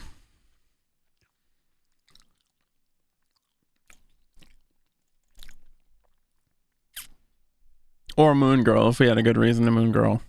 Alright,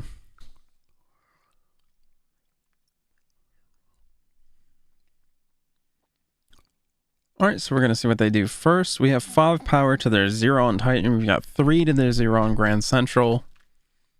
If they don't play anything at Grand Central, we might actually just lock Grand Central. Maybe, actually. I have priority. We're going to play this here.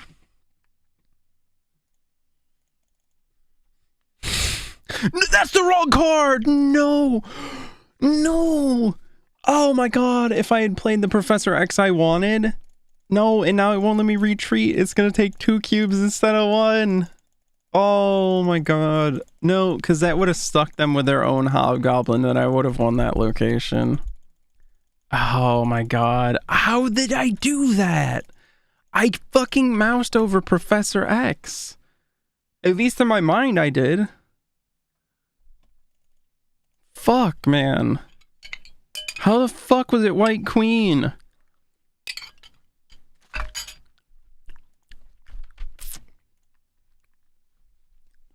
We had that game. That game was 100% ours. Oh my god. That's so frustrating. How the fuck?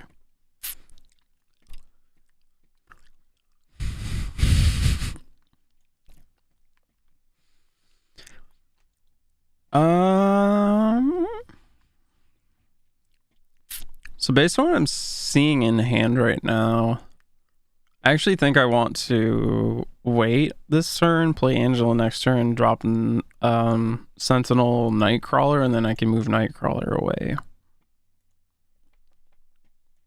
Could come back to bite me depending on what I draw, maybe, but if I don't get to play Nightcrawler, I don't get to play Nightcrawler. It's not the end of the world.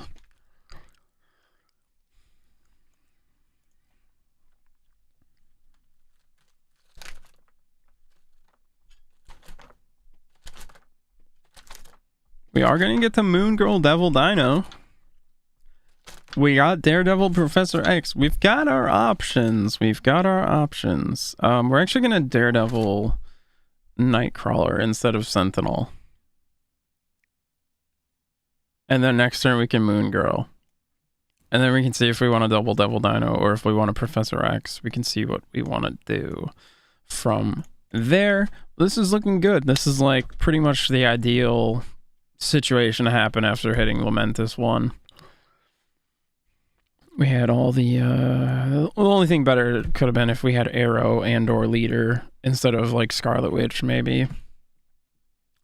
Although we could do some sneaky stuff in Scarlet Witch's Space Throne, but I really don't think we need to do that. I think we're just going to Moon Girl, like I said, and the next turn, we're probably going to lock down a lane with Professor X instead of doing the double Devil Dino, but we'll see what they do.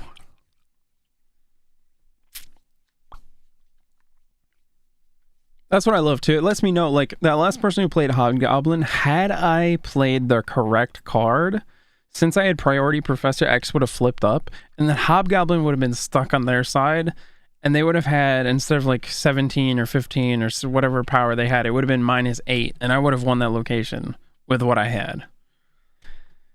But instead I played the fucking White Queen. Are they skipping? You're not in a position to skip turn 5. You have a sunspot on board. You're not skipping, right? You're not going for an infinite play, right?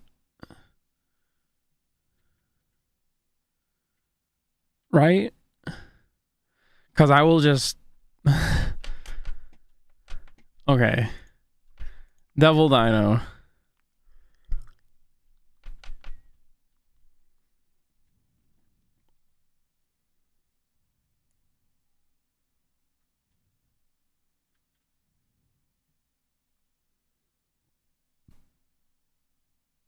We're gonna move him over. Professor X. Left side. And then we'll have to see what the situation's looking like going into turn 6. Whether we play our Dino mid or if we add him to the right. What we're doing. Shang-Chi would be amazing, actually, if I had one in the deck, but I don't. So his is at 15. It's going to be at 13 unless he plays a card generating card. And if he plays multiple cards, it'll be like 11 or, you know, even less. So, and I've got 1, 2, 3, 4, 5, 6. Mine will be at 13 if I play a Devil Dino. So I think our best bet is to not play the Space Throne and just play right side. Although they've already got 10 power there. So they didn't skip last turn. So at most, they've probably got like a Chavez, which takes them to 19. We would tie if that was the case. I guess I'm playing to Space Throne. Although if they just don't play anything, they win. Honestly.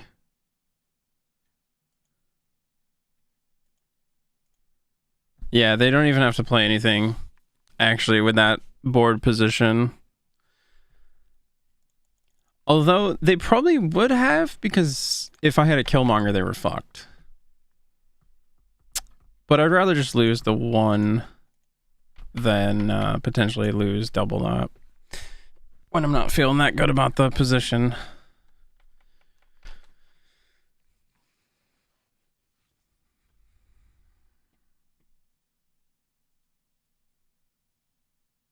Okay, we'll be able to Angela next turn, or at least before turn 4. Yeah, so we'll be able to Moon Girl, Devil Dino. We've got Professor X as well, so we'll have 2 Professor X's. We'll have some options.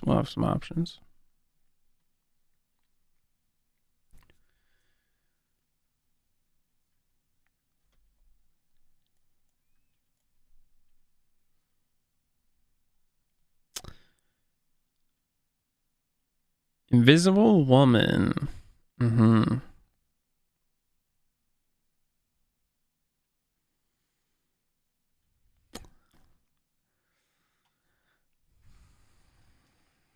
We are going to Sentinel.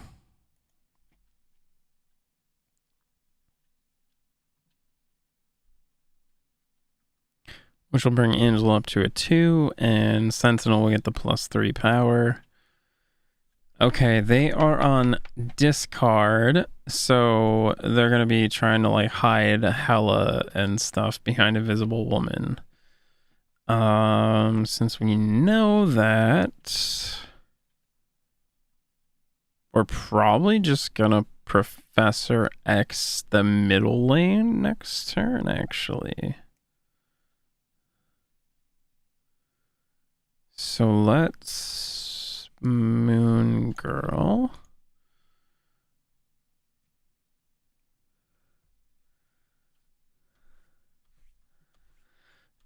Giganto. That's not what I wanted to see.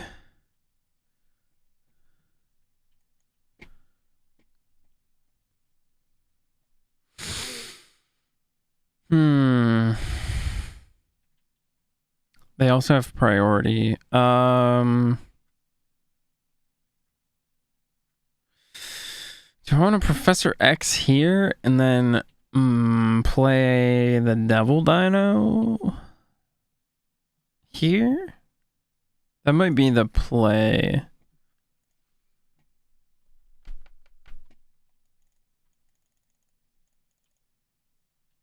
They skipped their turn 5? Are they going for Infinite?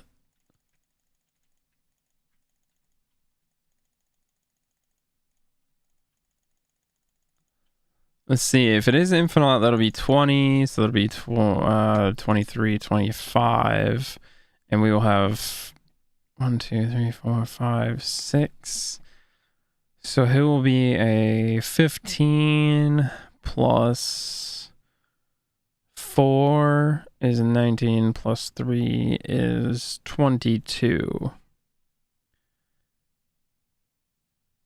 So an Infinite there actually will beat us. We could move our cards to New York. Because they can't play to New York. They need to take the Metropolis. Because we have this. They can't do anything with that. So they have to take the Metropolis to get a second location. So if we just move to New York, then we've got 4, 8, 11 plus the Dino on 15 is 26. So we are actually going to win. Unless they've got something crazy. Although Hella plays them to random locations, so... Okay, it is Infinite. Okay, I was gonna say, if it was Hella instead of the Infinite, then we could still potentially be in trouble. But it was the Infinite. Dang. Okay.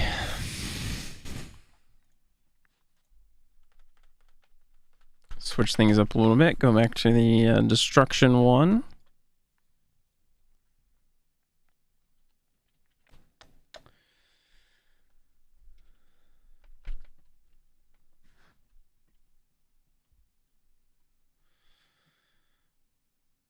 Yeah, let's lead with Yondu, and we're okay with playing Nahala because if he gets destroyed, that just helps us anyway.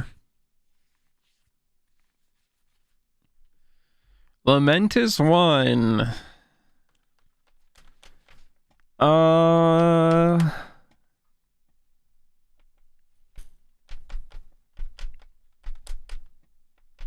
Okay, well, our death is already free. We have Moon Girl. We could also play, like, Deathlock or something. Yeah, actually, that's the play, I guess. I'm not gonna snap yet, but I think we're in an okay position. Well, that Scorpion sucks. That really sucks. Well, no. That makes Wave not as good, potentially, because then they will be able to play 2 cards on the final turn as well. But I'm going to be playing 3, so it'll probably still be better. So we are going to Carnage this turn, Moon Girl next turn, Wave the following, and then, yep, okay. Golden.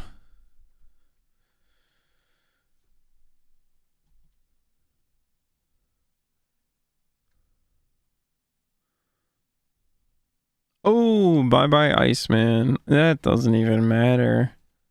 My guy, it doesn't even matter.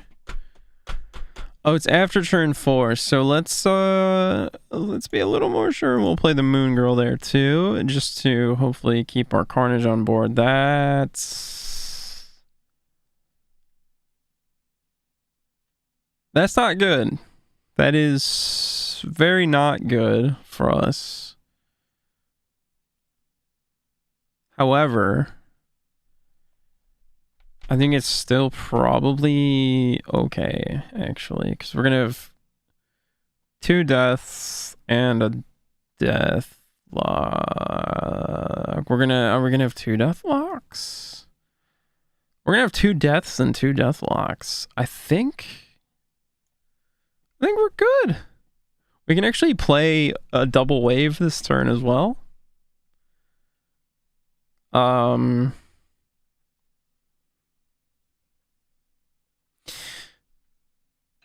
Although, is there any point to it? 4 power, 11. That's going to be 15, so that won't be enough.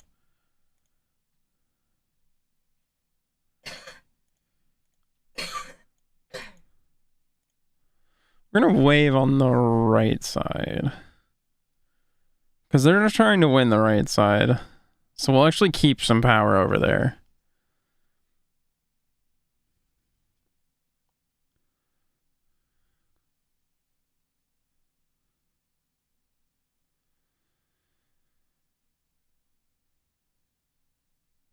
Okay, so they've got 24 power on each of those spots. I mean, yeah, we can't actually...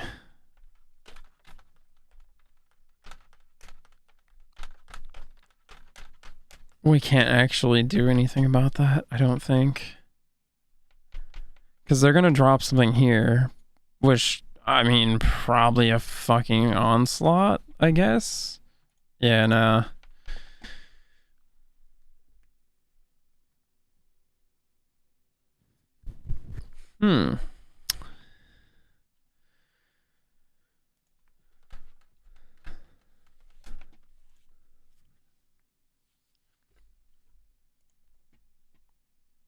Oh, mystery variant. Oh, for leader. Let's go, dude.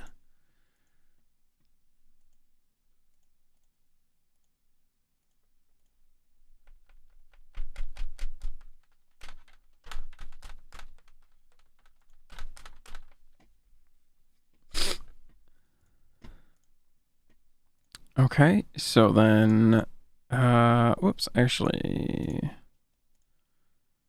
leader. Make that our favorite variant. Swap this favorite into Dex. Do it. So now, if we go here, boom, he's already in the deck for us.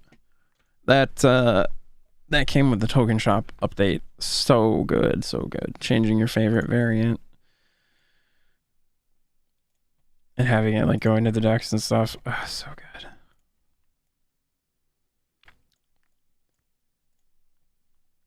Let's try a bit of the Infinite Control.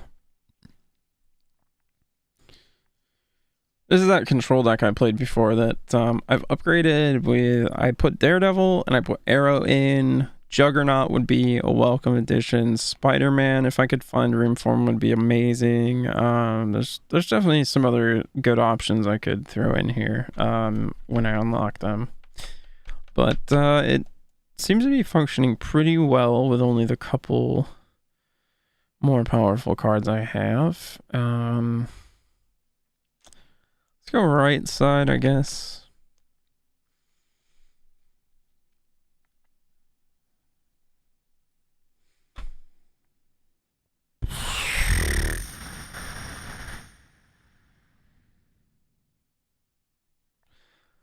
The weird world was definitely not what I wanted, but I got there wrong. So I don't know. Might be okay.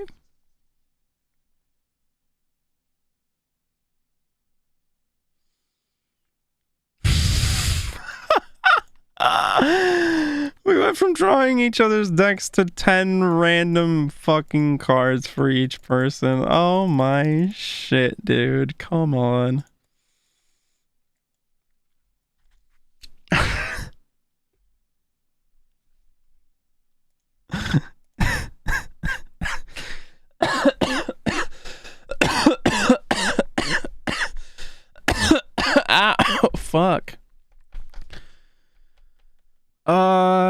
so they're going to be playing to District X or Hell's Kitchen, unless they have like a Colossus or something. Professor X can land there as well. I gotta keep that in mind. We'll drop Mojo here, Raccoon there. Play to the middle. Oh, you played to the right, you fucker.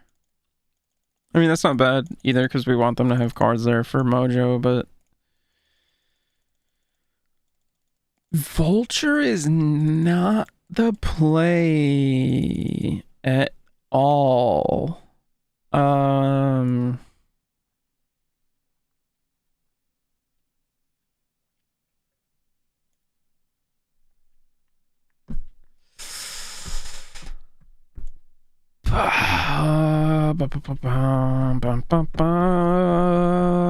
Shit. I don't know, we'll make him think that maybe we're setting up some kind of long combo in the middle. It's...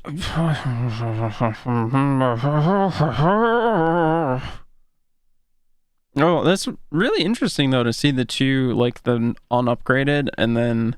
Because when you frame break it, that first upgrade that takes it to green, then they come out of the frame. So it's like way more zoomed in. So it's really kind of interesting to see the two of these.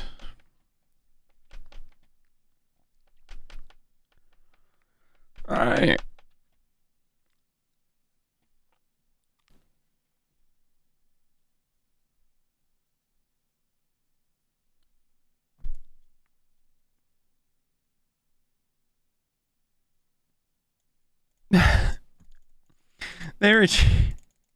I was debating, I was like, do I drop Claw in there for Mojo? Because they're probably also going to play something, and then Mojo's going to get hella huge? Or do I just play Claw over here to give it the +6 that Claw gives? I was thinking probably better to play him in the location to try and enable the Mojo, but I didn't get to actually come to that conclusion before they retreated, but that's okay. Frank Wieners? Man.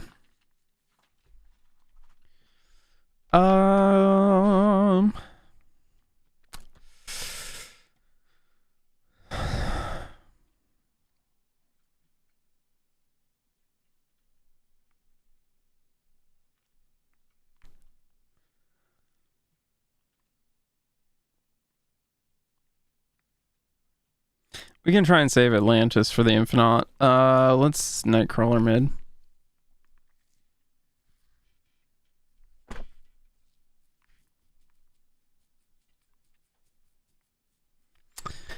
Okay, we got our Sunspot. We're gonna Daredevil, and then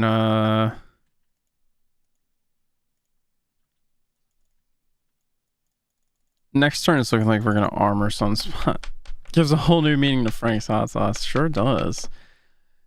They're playing Star-Lord?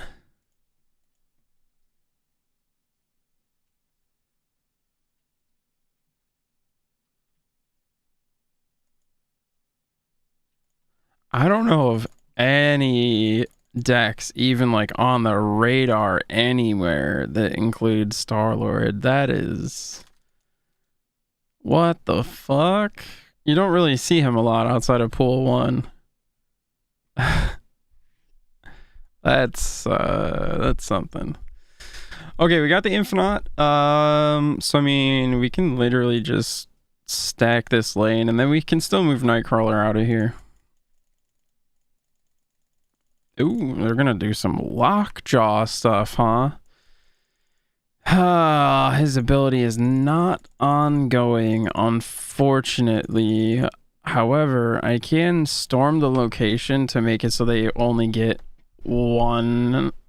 Well, no, they get 2 turns with it, which might be enough for what they need, but we're gonna try and fuck them up a little bit. They're gonna try an Atlantis Thor? That is not gonna be enough against our Infinite, that's for damn sure. Okay, they rolled into a Wolfsbane after getting a Yondu hit. I mean, that's not that great. So I'm okay with that for sure.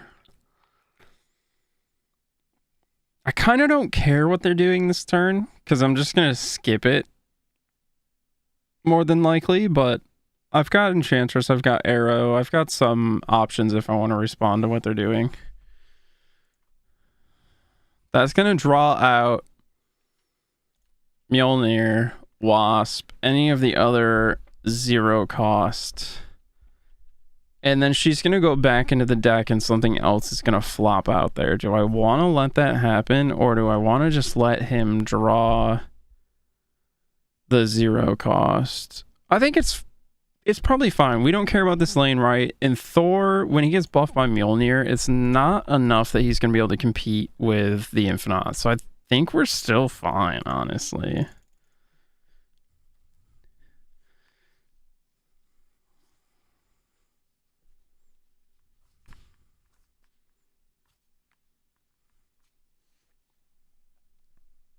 Plus, well, I mean, she's going to draw out the 0 drops, so they can't get any 0 drops, but they could get... They got Odin? Okay. I was going to say they could get like a 1 or a 2 drop, but... They didn't. It's fine. Oh, see, the problem is, though, now, they don't necessarily have to keep Atlantis because they have the flooded zone. And I've only got 14 power on the middle.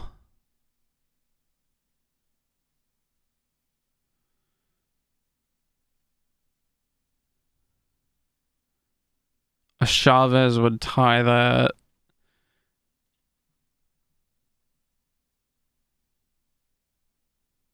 Mjolnir doesn't cost any energy, I'm pretty sure. I mean, let's go for it and see what happens.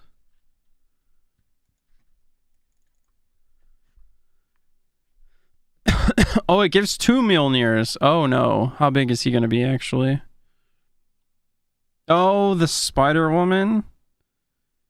We lost Hell's Kitchen. We lost that game. Damn it.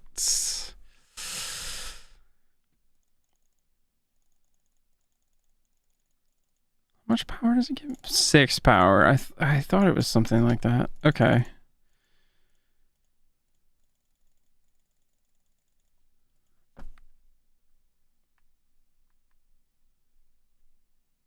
Oh. I probably should have backed out because they had snapped as well, but the amount of people that snap and then don't have anything, like they were just bluffing, it's a little mind-boggling, actually.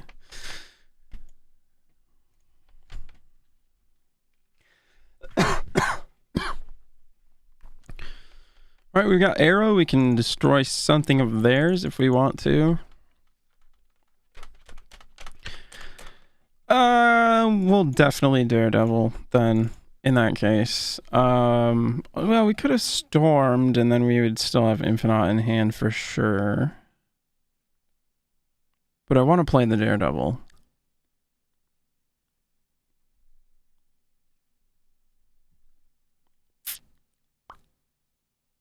They randomly got a Green Goblin. Really? Really? I mean, yeah, I would snap if I was you too. Jesus. We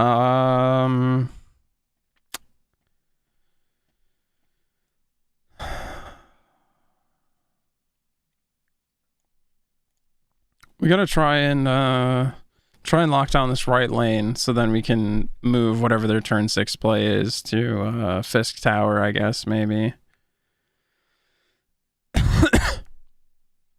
Although all they have to do is just play their turn 6 play to Fisk Tower.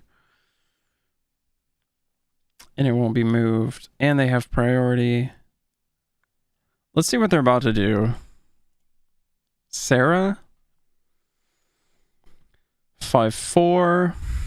If I drop the Professor, I still take that lane right now. But then what am I winning with next turn?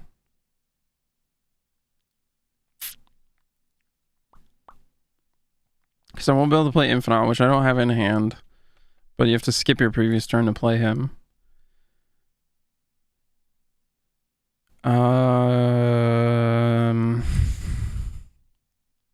Playing arrow. If they play...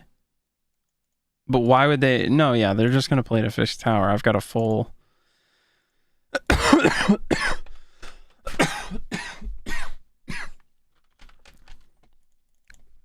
Damn. Them randomly rolling into Green Goblin to fuck my board over was super huge for them, actually.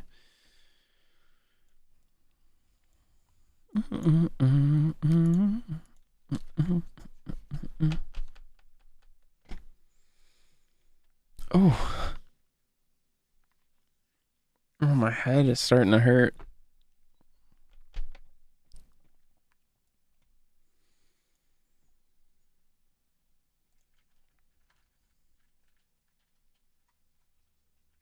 All right, so we have the Invisible Woman, so we're gonna try and we've got White Tiger and we've got Zola in hand with the Wong. Okay, yeah, we're gonna hide Wong plus whatever behind Invisible Woman.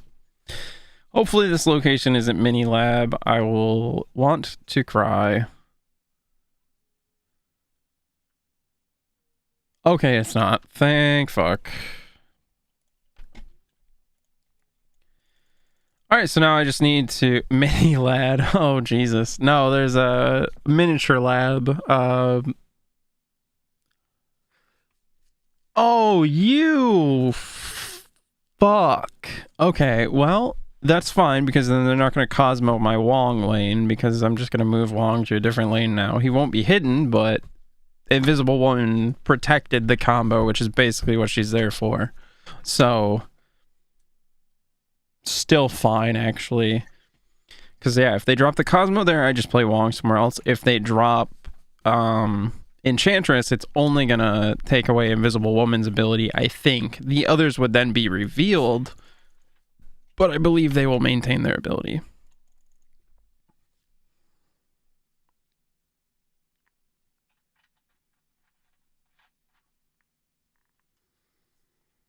All right, if we draw the Panther, we're definitely doing Panther. We did not draw the Panther, so we are doing... Oh, Tiger. And then hopefully we see Odin. If not, we can do Wolfsbane, Ironheart, I guess. Or we could Ornum Zola and make... I mean, yeah, we'll just see. That could be the line of play, too.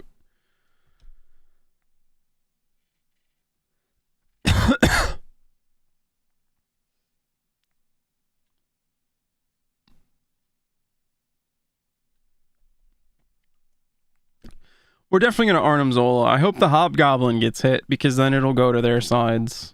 And I will fucking laugh so hard. But also, I don't care about losing the middle, so I'm still feeling good. Relatively... Please hit the fucking Goblin. Oh my god!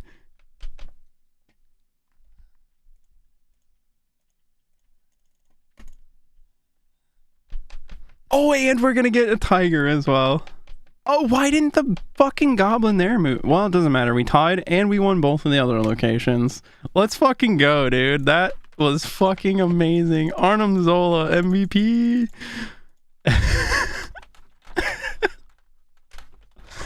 Holy shit. They're salty. They are salty.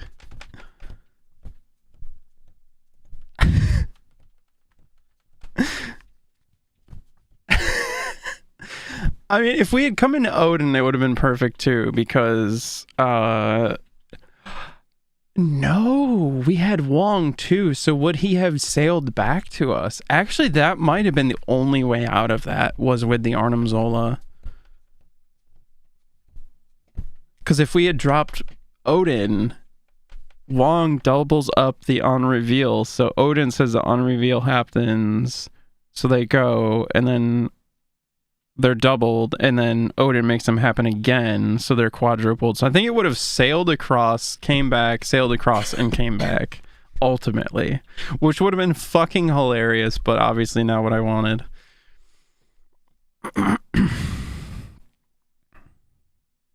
This is going to be our weak lane if we manage to set up the Wong stuff under here, more than likely.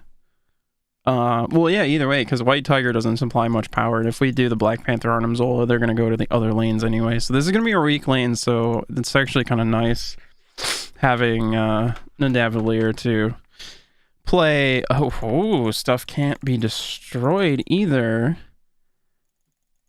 And if they're playing that, then they probably don't want that ability to be lost. So we'll probably get to keep our Invisible Woman hiding our stuff. Now the question is, what do we want to play? Do we want to hide the Ironheart under her? No. No. We just Sunspot on Sewer System and skip, I think.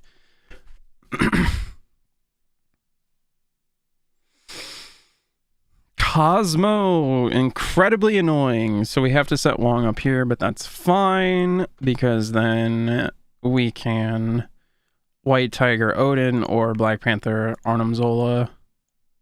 The reason we have to set it up here, on reveal abilities won't happen at this location, so it will completely destroy what Wong wants to do. So I'm actually really liking the Invisible Woman in here because it draws out their Cosmo before I play my Wong. It's actually working really well. It's not doing what I built the deck. Like, the idea was to hide the Wong combo behind her, but her being bait is just as good, more or less. Because now I get to ensure that unless they have an Enchantress, I still get to do my shenanigans. And they've essentially wasted this card because it's not going to do anything to me. So actually, I think the inclusion of Invisible Woman in the deck is probably making it better. Because she's either going to protect them or be bait, which still protects them. I don't know. Seems good. Oh, we drew the Zola. We're going for the Black Panther. Yeah, baby. We're going to snap. Play that. Let's run this shit. Oh, but no, we've got Sunspot there too. Oh, we could get really unlucky. Oh, and they did that as well. Oh, hell. Okay. Okay. Well, you know what we do then? Because cards can't be added here. We just play White Tiger here. No on reveals happen. Fuck. So we just have to try and beat them on raw power. That's not gonna happen. We've got them super beat over here, though. So if we can make it close over here, we can still win. Oh, fuck.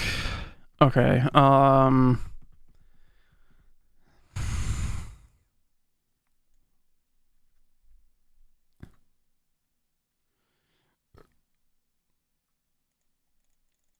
Oh, well played by them to just...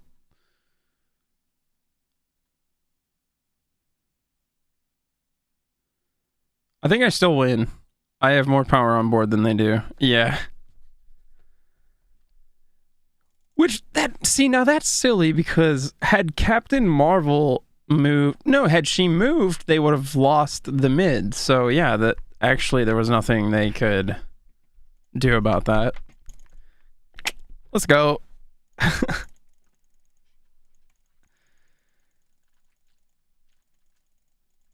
Cool. So that is definitely feeling pretty solid to me. We can run that some more, but the ramp version that people have sort of shifted to for this season is kind of nice if like Wong or something I need gets hit with Iceman. But overall it just felt kind of weird. The ramp part felt unnecessary and it made it needlessly restrictive. Because then you can't make multiple plays a turn, which normally you, with this deck, you're not really going to be able to anyways, even with the ramp. But again, I think the ramp was mainly there so you can play bigger stuff sooner, and then if you're not spending all your energy, extra power onto your sunspot, I think is what that was for. But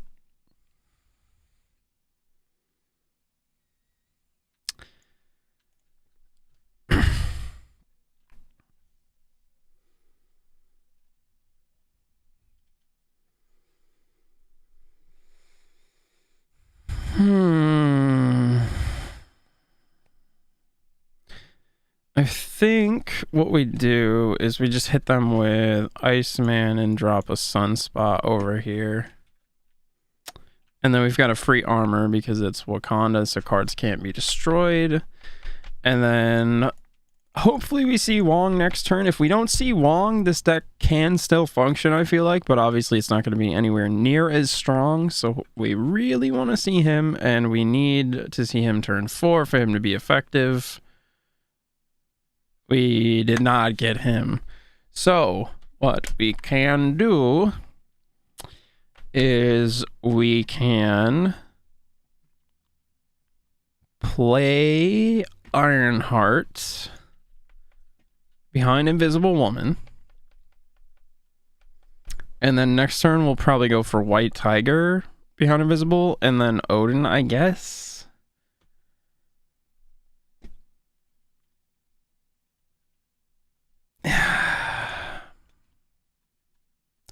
Definitely doesn't feel like that good of a line of play compared to what we normally get to do with this deck. But considering we don't have Chavez in here, I'm really happy with the consistency. This is the first time, I think, in a while, and it's the first time for the stream with this deck that we didn't see Wong by turn 4.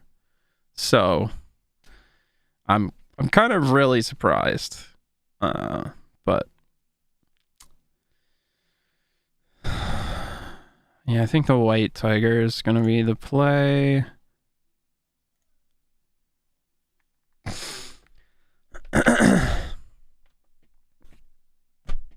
You couldn't have shown up one turn sooner, so I could have played.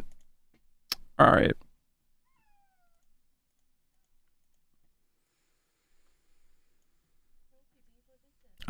Let's see. The game naturally doubles the stakes. Okay, they snapped. I'm gonna get out of here because I'm not that confident. I was gonna say, if it's not them snapping, I'll play it out, but the second they snapped, nah. I didn't have what I wanted, so let's just move on to the next one and not risk a bunch of cubes that we probably won't get.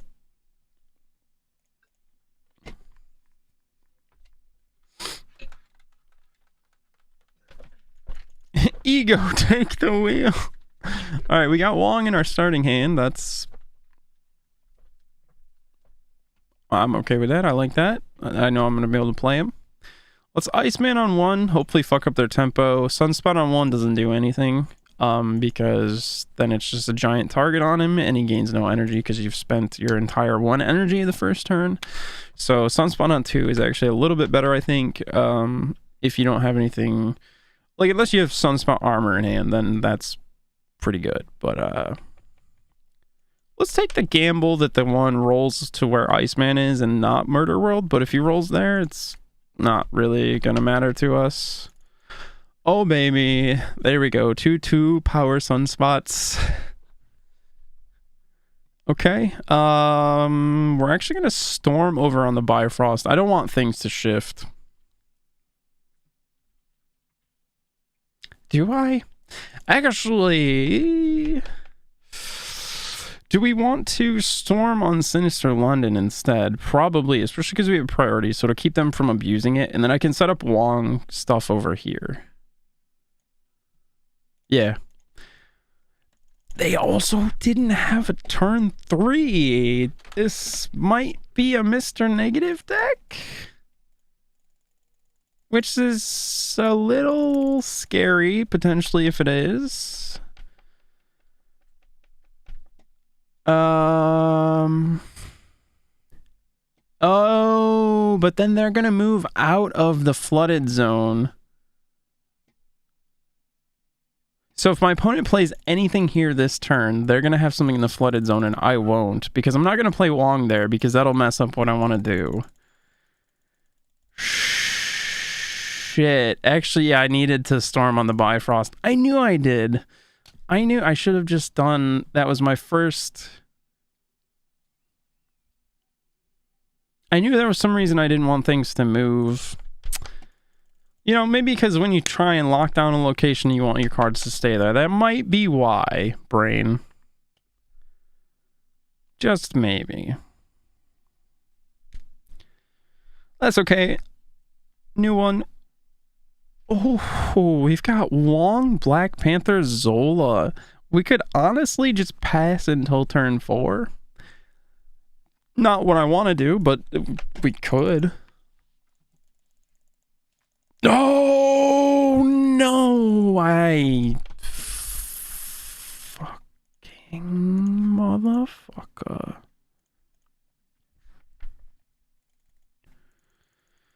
Never mind, we can't do that anymore. He's a fucking 6 cost now, because this fucking asshole is a thing that exists in the game. Fuck. White Tiger it is, I guess, if we see the... That's funny.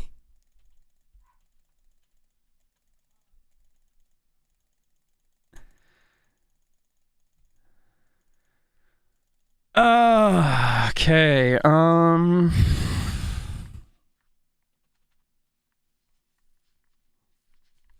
even if we change this location, the armor effect still applies, so I guess we want to storm the sewer system. Oh, man.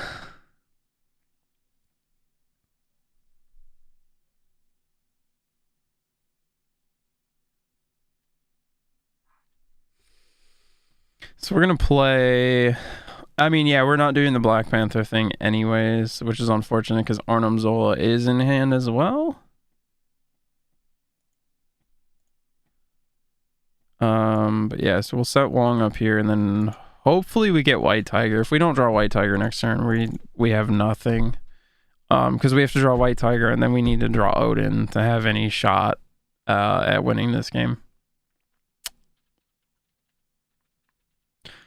Well, that's interesting. They didn't,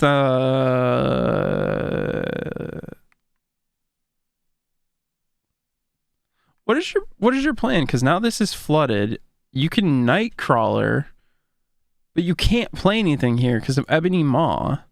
So you can only play here. So you've got 1 turn to play stuff and then nothing? What is your play? I'm gonna Ironheart. And I guess I'll just drop a fucking Iceman over here just to fuck with them. Oh, you've got a vision that you can move into the flooded area over here. I see. Okay. Well, there's my Odin, so... Good job, because you can't play anything this turn. So... Yeah. He's 7 power. If Storm gets hit once, we win. And this is going to happen 4 times. Ironheart is going to buff 4 times. Yeah. Get out of here. Superfly with your fucking Iceman.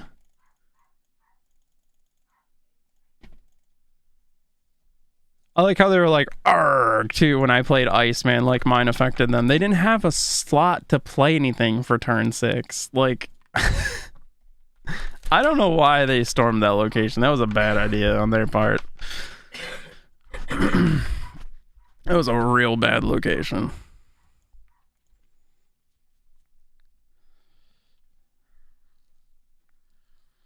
Hopefully that fucks with their tempo. It certainly fucked up my plans last time when I got hit with Iceman. It doesn't always fuck them up, but there's a pretty good chance that it will do something that they don't like when you play it. So...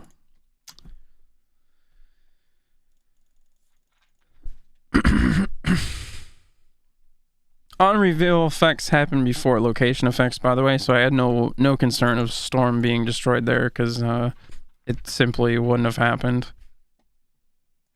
Alright, we're going to play Wong here, and we've got White Tiger, Black Panther, so depending on what we draw next turn is going to kind of influence our decision. We're going to hope to see the Zola, because I think it's the stronger of the two plays, but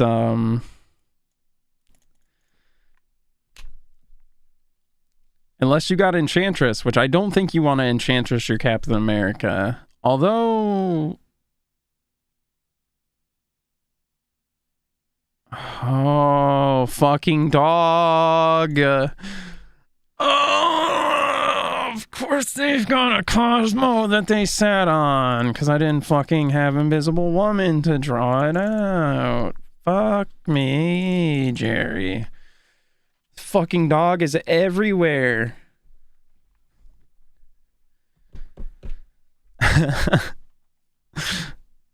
Sunspot. That was my turn 1 play, but okay.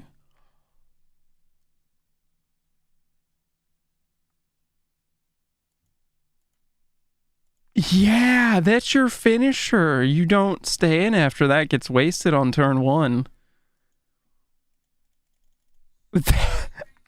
That is... You know, sometimes RNG just really takes a shit all over you. Fisk Tower. We don't have Arrow in this one, but that's okay.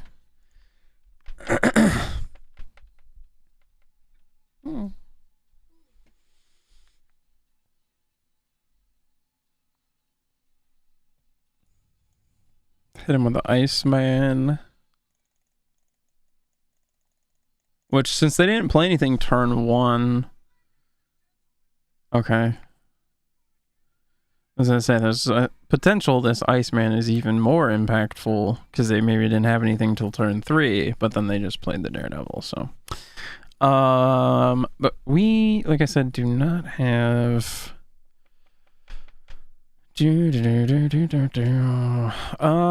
Arrow, so let's shut off Fisk Tower so they can't move our stuff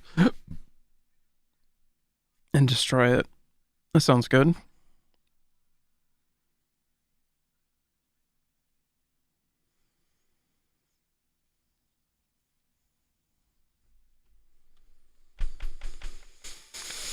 Although, no, it's not going to force... I can play Wong stuff over on Cosmos, which is great, because then I'll get to send stuff into the throne room in the flooded area. Yeah, this is just fine.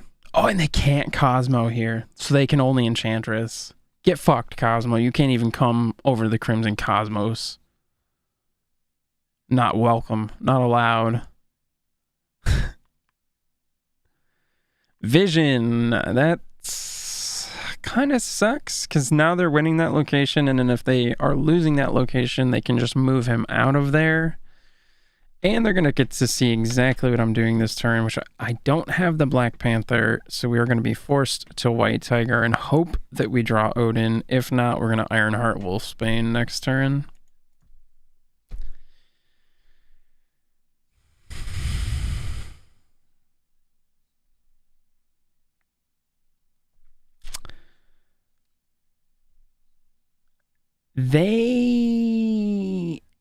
Interesting. Okay. That is a way to... That's certainly a way to fuck with me. And that it did. Nice. We will just get out of here. That is the power of Daredevil, everybody. Super strong. Super strong. Good. Really good card. Super glad I got to unlock him. He was a token shop unlock for me, but definitely worth it. Let's roll. We had a lot of luck with the death one. Let's just keep rolling with that one, I guess. It's been doing probably the best for us. So I guess why not continue, right? Because we are trying to rank up. So ongoing effects are doubled. That doesn't do anything for me. It might for them, but I don't have a location changer, so we're just gonna kind of have to hope that it doesn't. And we will play Nova here, I guess.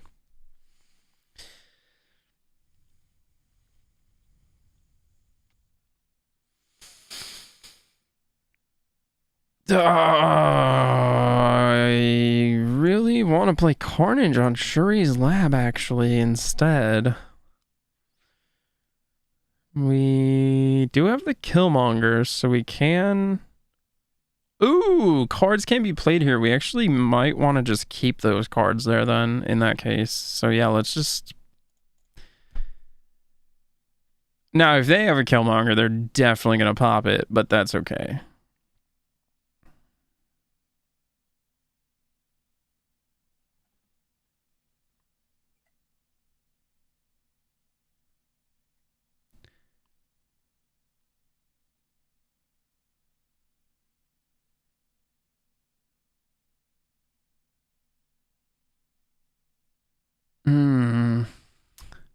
Let's see, I can copy and get 2 copies of Death and Arrow and 2 copies of Killmonger, but not enough stuff has been destroyed, nor do I have Wave in hand.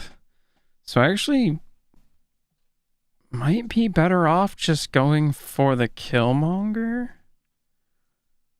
No, I can destroy stuff next turn. What am I talking about? What am I talking about? Oh my god.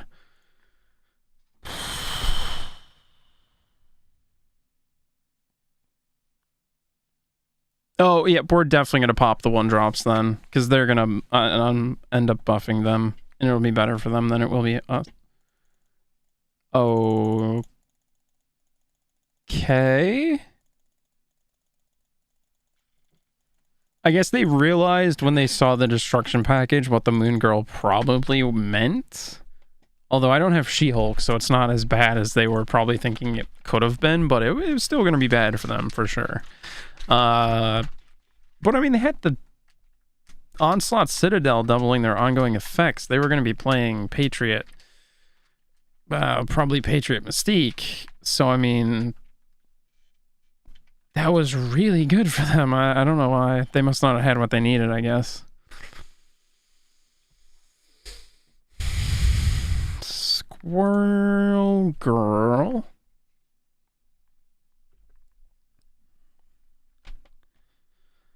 The Hub. We got Arnim Zola. Okay. This definitely isn't armor. But they may want to protect, like if they played a Sunspot, they are likely to slap an armor down on top of that. So I'm actually going to play Bucky here, just in case.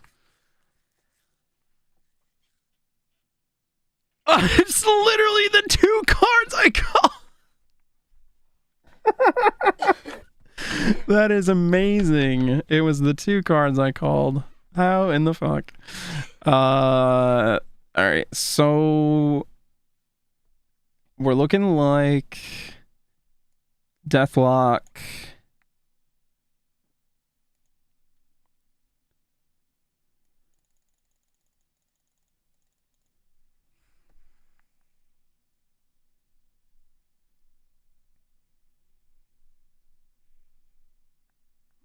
All right, and then we're gonna Moon Girl. Next turn, we're gonna Killmonger Nova. All right, we are not gonna be able to maintain control of the flooded location, but that's fine.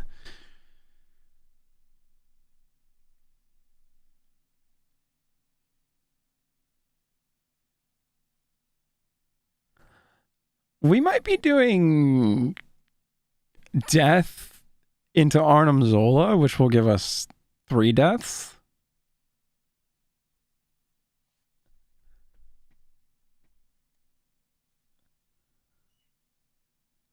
Squirrel Girl is not going to be able to be destroyed, but that's fine. We can just drop Killmonger here and get some more power over here as well.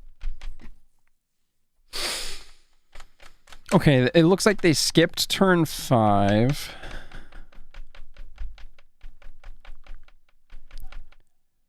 So they are dropping an Infinite over here.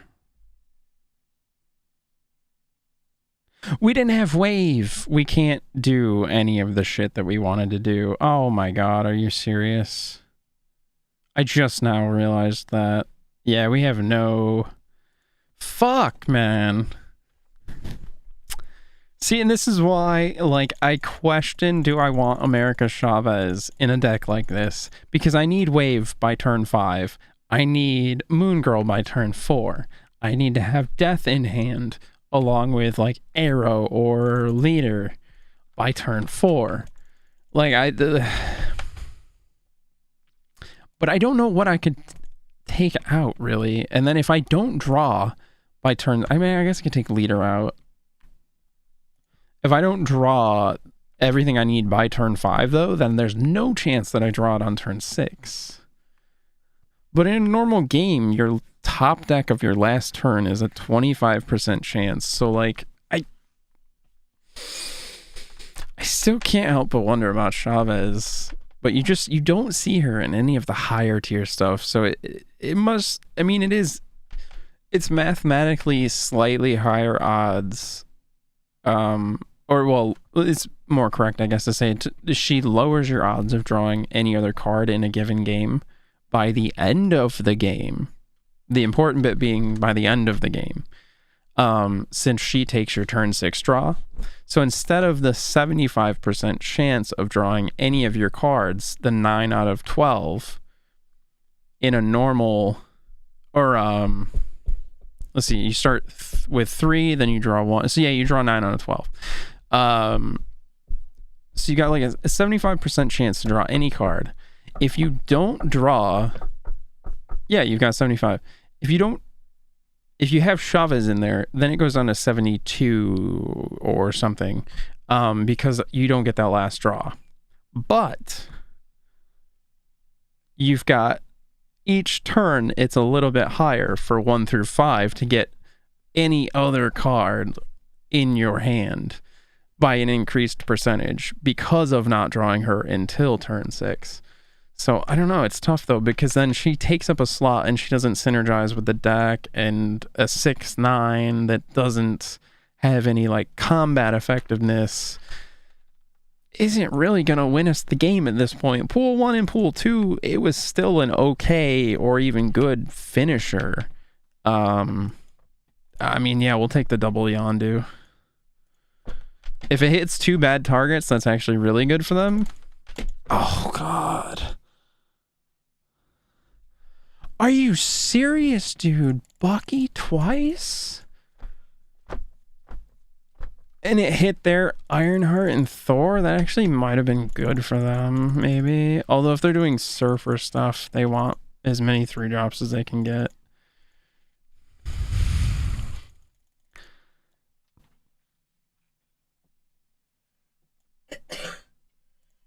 We'll get 2 squirrels on the other locations.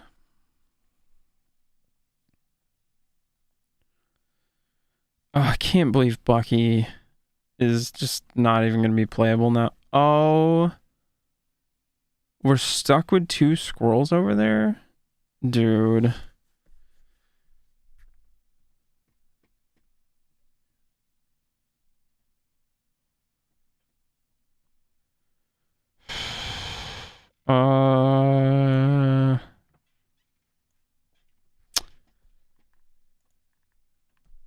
Let's see, if I draw Carnage next turn, I could forage into Carnage, and then I just need to draw Death on turn 5. Well, I didn't draw Carnage, but there's Death, and we have Wave. I mean, I guess we could forge into Wave for the next turn, and then Death plus Leader.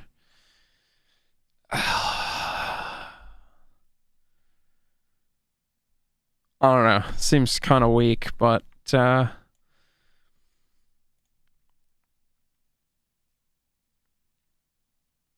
although we will get a double buff, she'll get +4 power, so she'll be a 3/7. That's pretty good. And then we can drop Carnage to still clear away. Or do we drop Carnage first and then wave over here?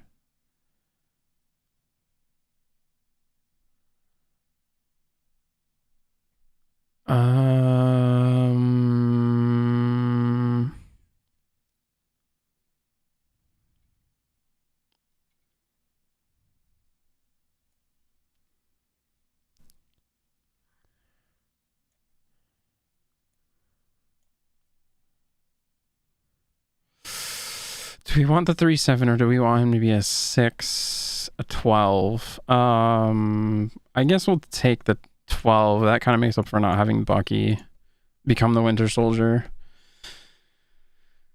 Kind of.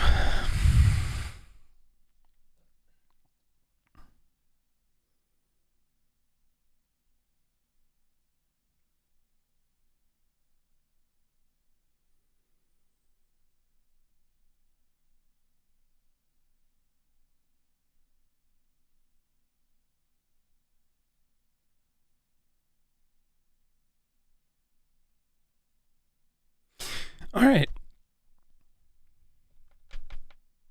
So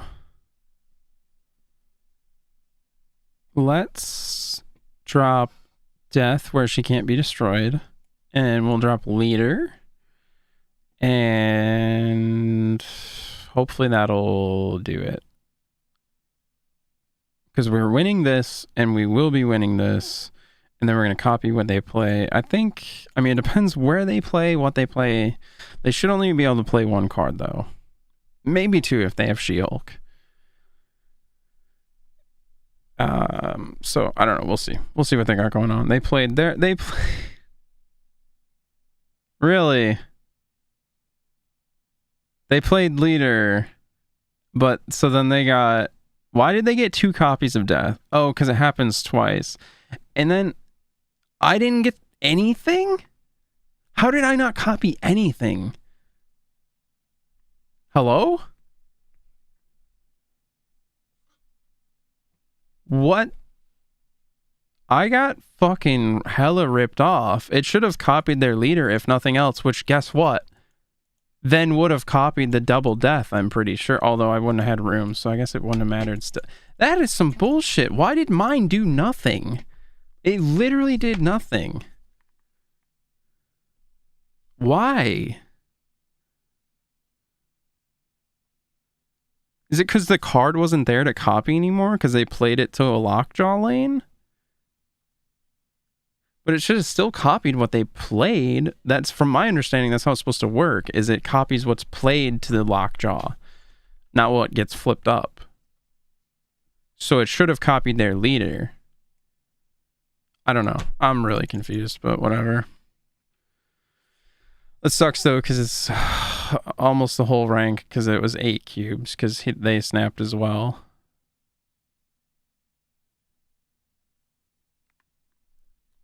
How the fuck?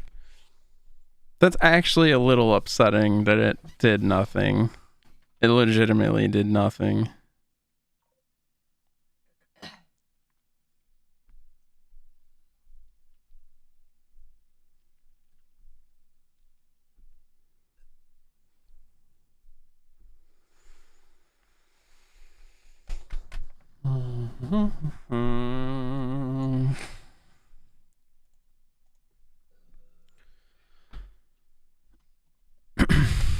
I hope they played the real Mysterio there by mistake, because he's 0 power until the end of the game. So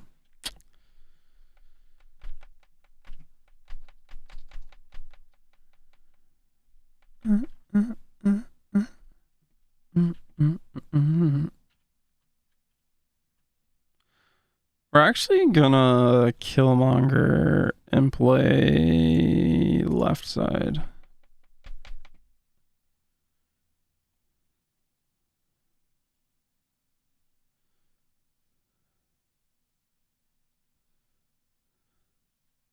Oh, they carnage, so their stuff's getting destroyed anyway.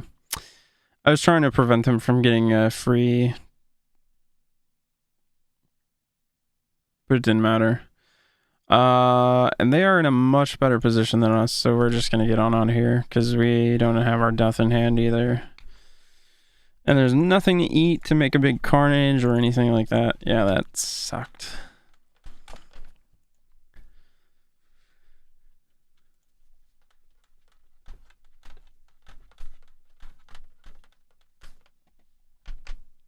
Okay, this is looking a bit better. I wish I had another turn 1 so I could actually play Nova after Bucky, but it's fine.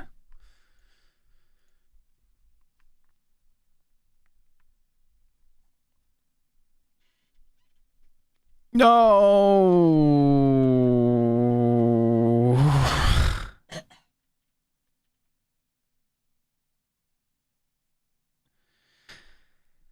Oh, fuck.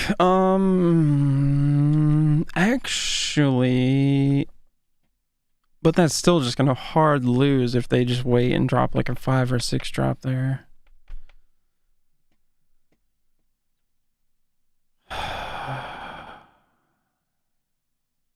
I don't know, let's go for it at this point, I guess, and just see. But so what we can do is then next turn we Killmonger, get rid of the Nova, and then we can play a Deathlock here, which then we'll have a shit ton of Buckies. But there's gonna be 18, 23 power. That's not hard to beat when they can just drop.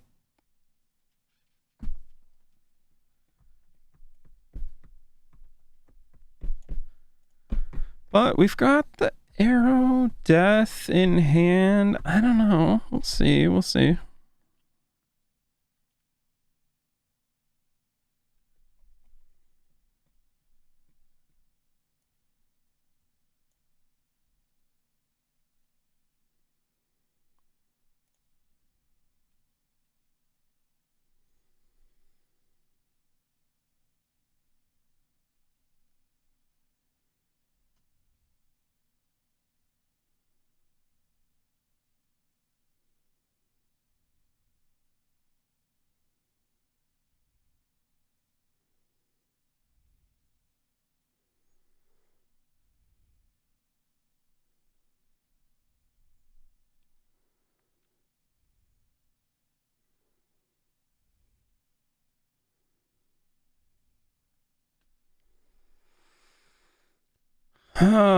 We have no wave. So I think what we're gonna do is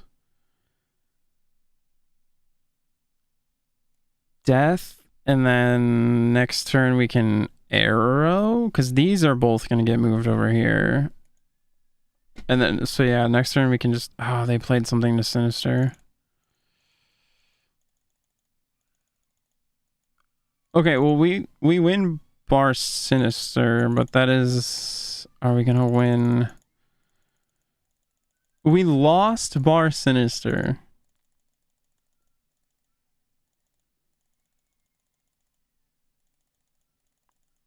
We're losing that. Oh my gosh. The blue Marvel on bar Sinister.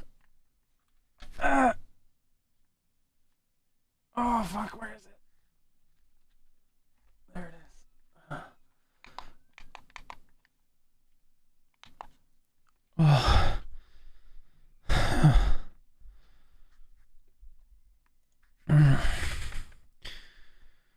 Oh, I've been using a heating pad like all day because I fucking pulled a rib this morning. So everything hurts all of the time. We could give them a squirrel that they probably don't want.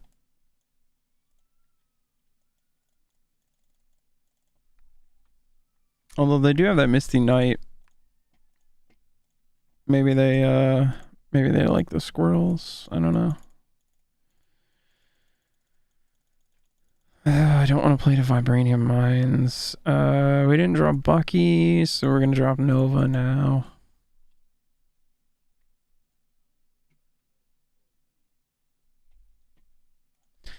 This person already has an Infinity Split variant of Maria Hill? What the fuck?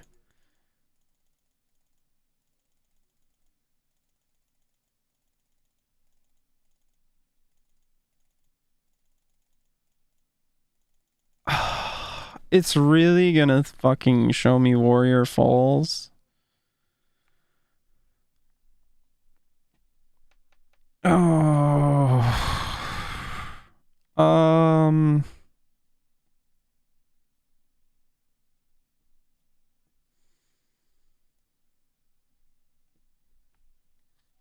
Oh god.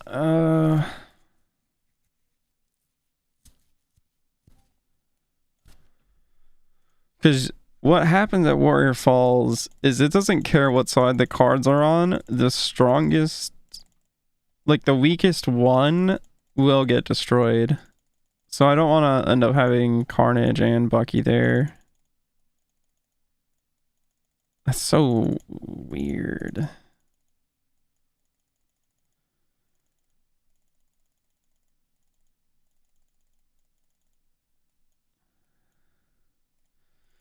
Oh, actually, oh god, 6 things of vibranium. I probably should have just played over there. Fuck.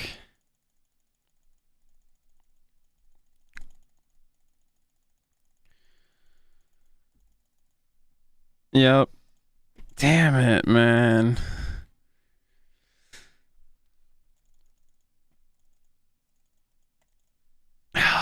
Fuck.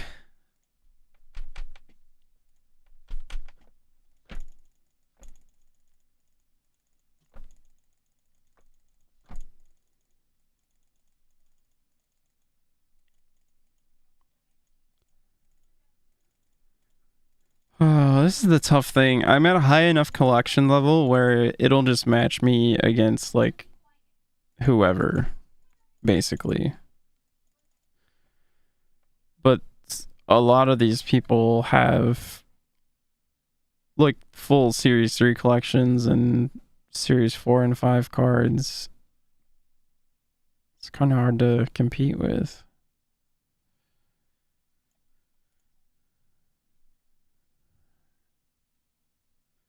Oh, man.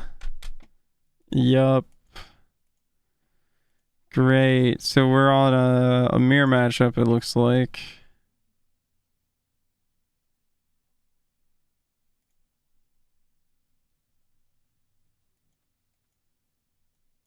Oh, not quite a mirror. They have Chavez. They have Scorpion. Uh-huh. Bro, I mean... Really? Really? The fucking RNG is just shitting on us so hard right now. Oh my god.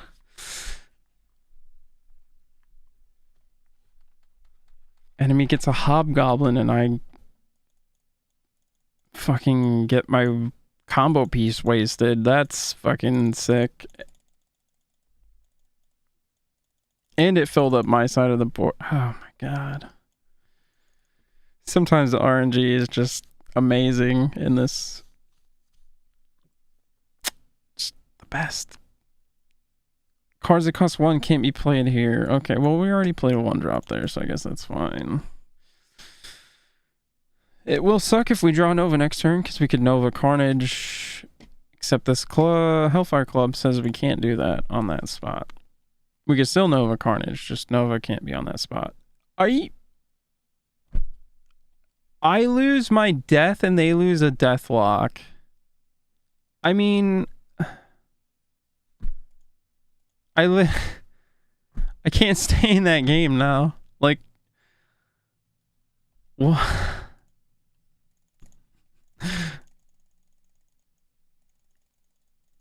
I was having actually like pretty good luck earlier too before I started streaming. That's ironic. And then I like when I first played, I played like 1 or 2 of every single deck minus like the Patriot one and the Negative Surfer. And I won with all of them.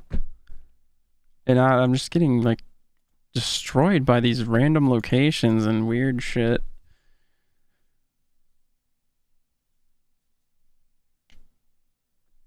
I mean, it happens, but Jesus, that's like 4 games in a row that I just got shit on by the.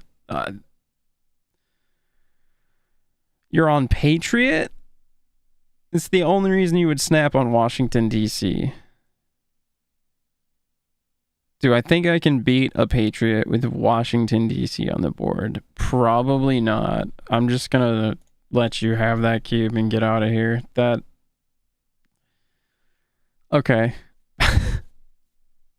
I mean.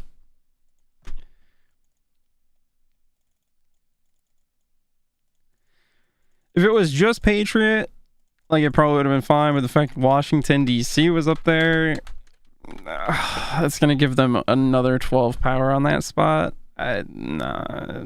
Mm-mm.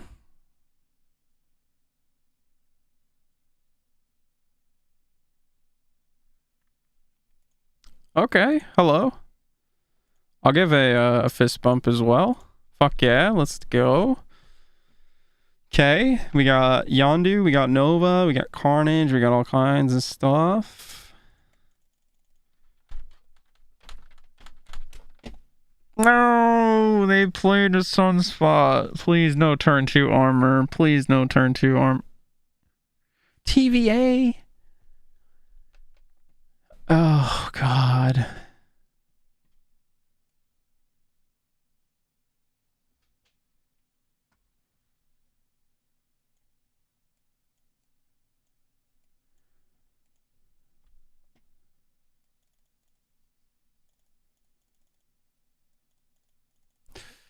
Ebony Maw is going to be tough to deal with.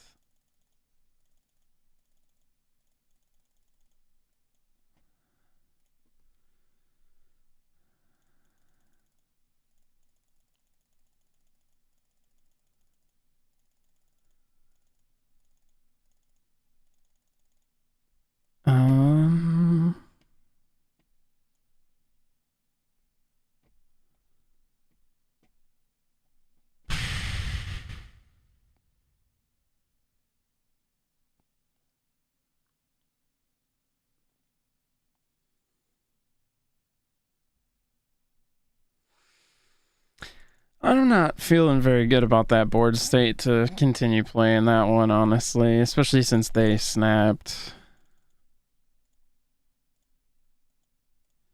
I like the sportsmanship, though. They were nice and friendly. That was cool. They didn't, like, emote spam after they won or anything.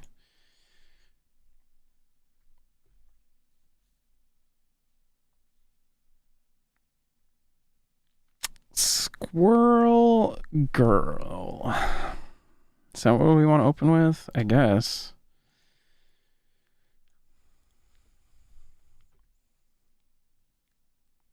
It's going to suck, though, because we're automatically going to be losing the negative zone, but Killmonger will take care of that. Or we can, I mean...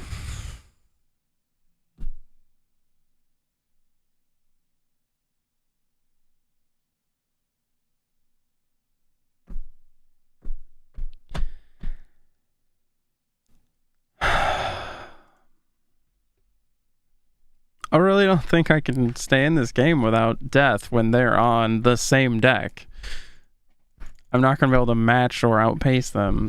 God damn, the RNG, like, why is it just all of a sudden, like, 7 games in a row now? Just deciding to shit all over me.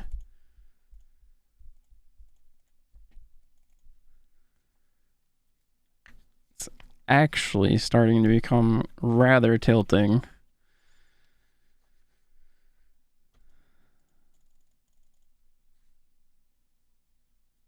Also doesn't help it's warm in here and I have to have this heating pad on.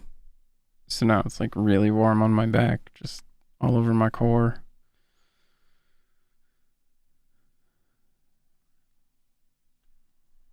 Angela Daredevil, I think.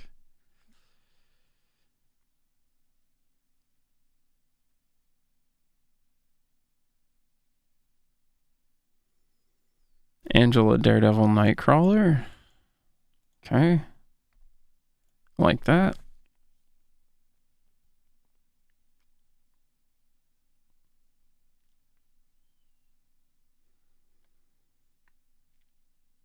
Okay.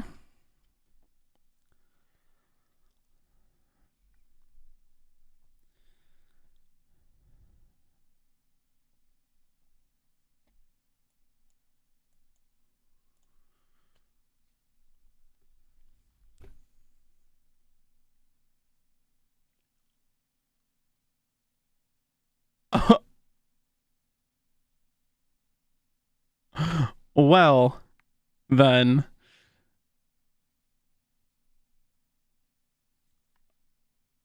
Oh!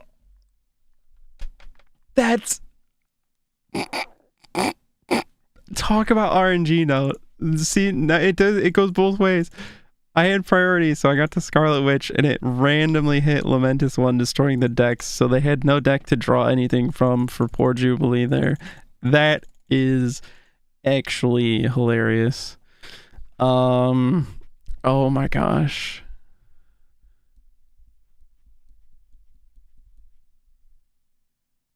So I think what we're going to do is just do that and drop the Professor, and we'll win the middle. They're not even going to be able to get any benefit from that at all.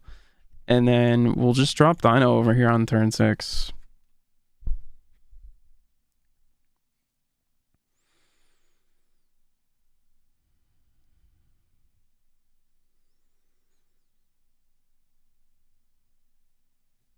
And how many cards in hand? You have 6. I have 5.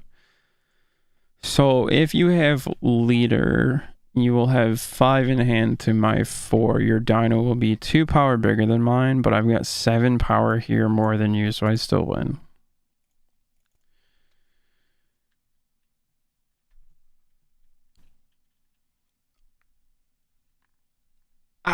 Chat? What? Hello? Why did they... Maybe they had a mission where they needed to win a location with a certain amount of power or something, but like, why? I mean, maybe the Lamentis really fucked them over and they had no other play really either, but dude, what? Also, didn't they snap? Or no? No, because the game naturally doubles and I snapped. So yeah, they didn't snap. Okay, they just were willing to play it out, I guess, and then it just did not do well for them, I guess. I don't know.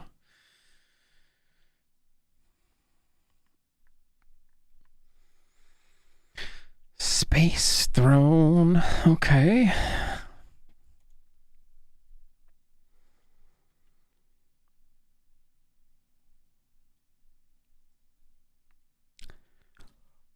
Okay.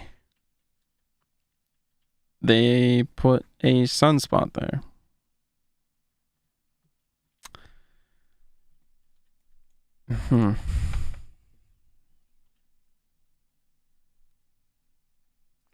It's questionable, but you know, you do you, I guess.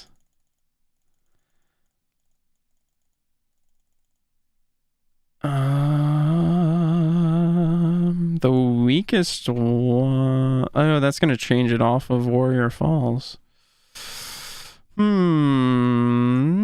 we care about Warrior Falls? Maybe we just leave it and we just play here.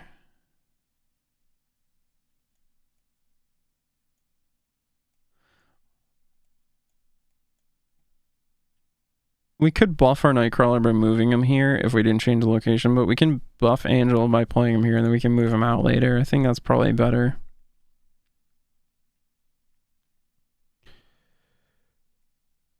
Oh, that is a bit unfortunate, actually, as that took off some of the scaling potential for Angela, but because we can move Nightcrawler out of there, it's not over and done with yet.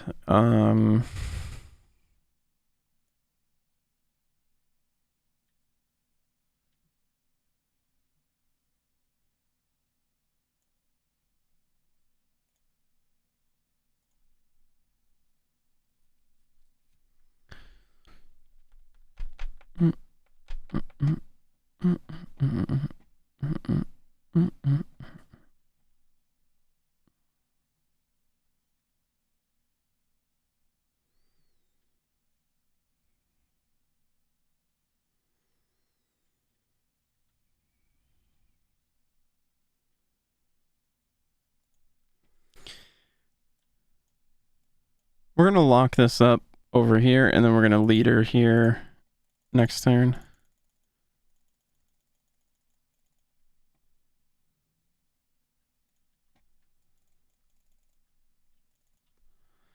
Oh, unfortunately, I'm sending Baby to the slaughter right now, though, because he is the weakest card at that location now.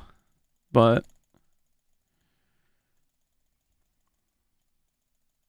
never mind. He's the weakest card.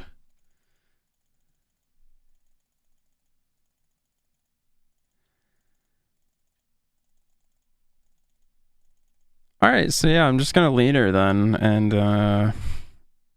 yeah. Though it could not work, depending on what they play. If they don't play one big thing, it won't work, potentially, because they've got 3 slots to my 1. But I think it is by far our best play.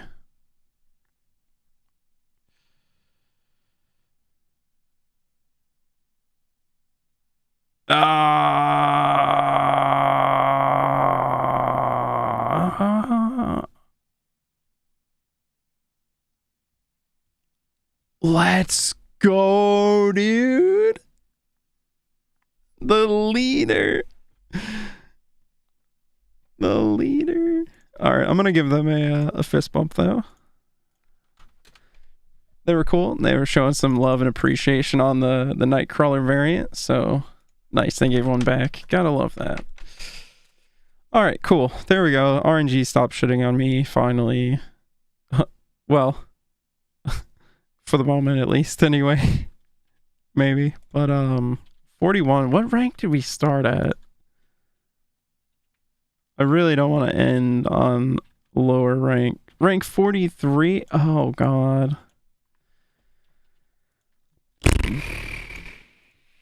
Alright, let's see if we can at least get back to 43, I guess. That sucks, though. Especially because that means we lost more than we won then, because we were at 43 and we won games at the start. Ah, man. I actually made negative progress by streaming somehow. Well, I mean, it's not because I'm streamed, but...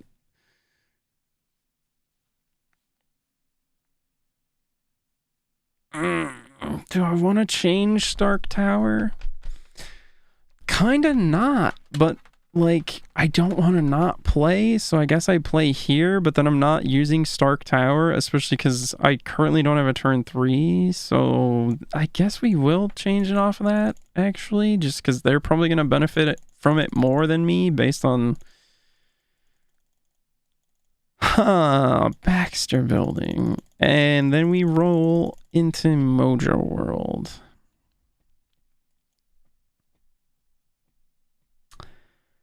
That's a tough decision. Because if it comes down to a tiebreaker, it's based on total power. So I kind of want to play to Mojo World, but this one gives +3 power to the other location if you're winning it. Ultimately, though, they're on move, so we probably just want to focus middle and right, because they're going to end up shifting to the left when it's all said and done, probably. So,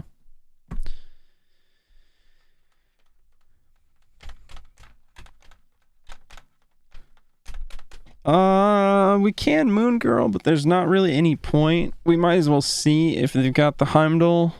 I mean, they almost for sure do. Whether or not they're going to use it, though, I don't know. But, you know, if they have another 6-drop, we can see if they've got like a leader or something else, maybe, and it's more power than the Moon Girl. I think next turn I'm just probably going to try and lock this up with Professor X. Also, if I lock the middle, though, that can really fuck them as well.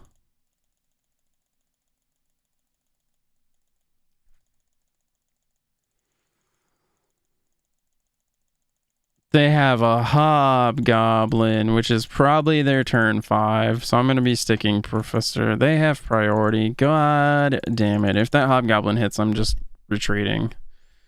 Because they have priority, so it'll just do its thing.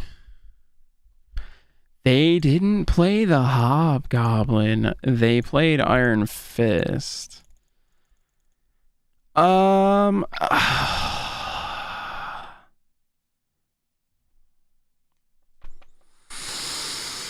Yeah, they've got this one.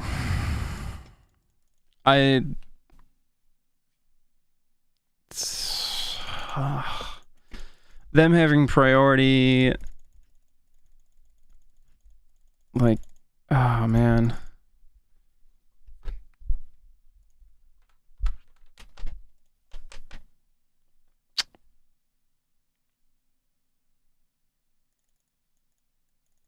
If I had priority and could have played Professor X, I could have kept them from getting buff on their Vulture and having 2 strong lanes. But instead they were going to have 2 strong lanes and they were just going to have 1 for free because I would have ended up giving it to them because that was my best course of action at that point in time, was to try and just shut down a lane and claim it for myself with Professor X. Which I guess I could have done on the left-hand side, but then I'm really not going to win anything. I don't know. Oh, that was not.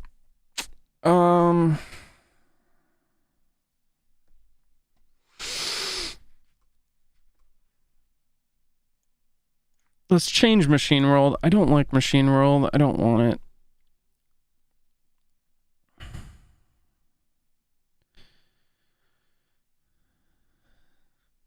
Oh.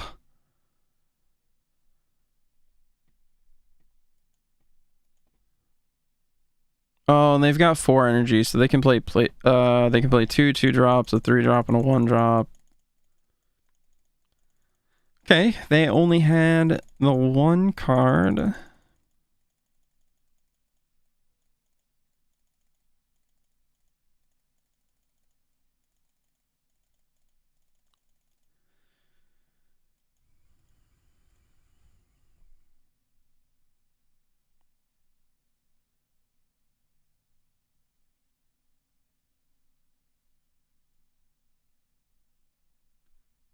Is this Leech? It's Brood.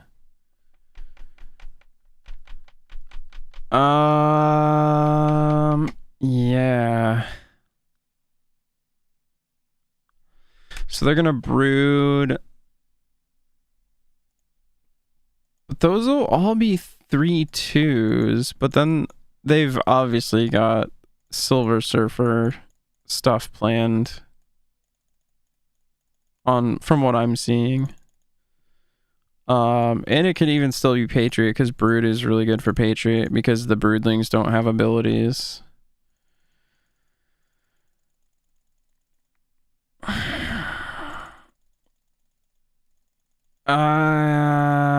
They have priority, so I can't Cosmo to make that not happen. Yeah, once again, there's just nothing I can do about that particular thing with what I had. Oh my god.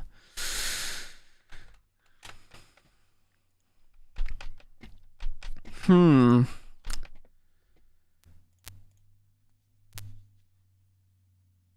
and there's that crackling noise I was hearing again earlier. Is there a problem with my headphones, or is something randomly crackling?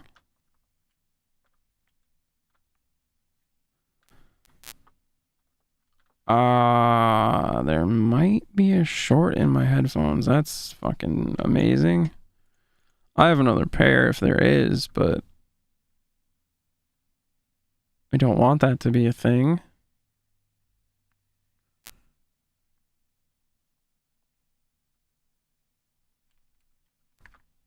Oh my fuck. I had the system. Oh god, it's been so quiet for you guys. I had the system slider muted from when I introed my stream and nobody said anything.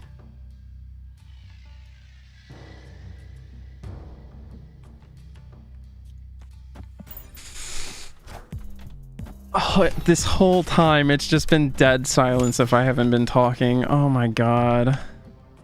Well, I mean, not for me, for you guys. For me, I was hearing everything. But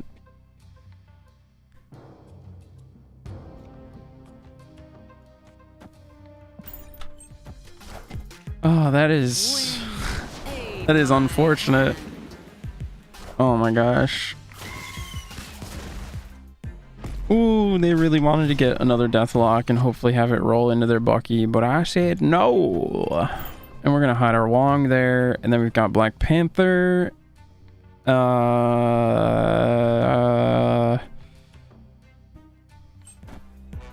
We need the Zola for that to work, though. Otherwise, we're gonna have to do Ironheart Odin to have any chance.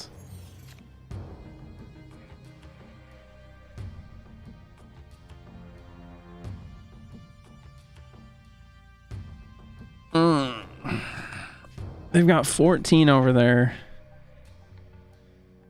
I mean, unless I top deck the Zola. But if I throw down the Ironheart, when they reveal, Wong is going to make Ironheart trigger twice. And then Odin is going to make Ironheart trigger 4 more times, right?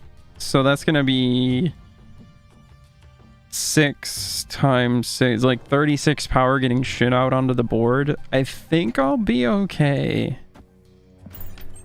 It's not.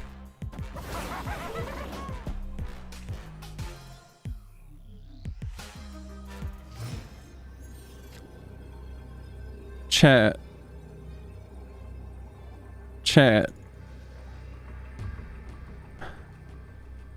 Do you see what they just did to me?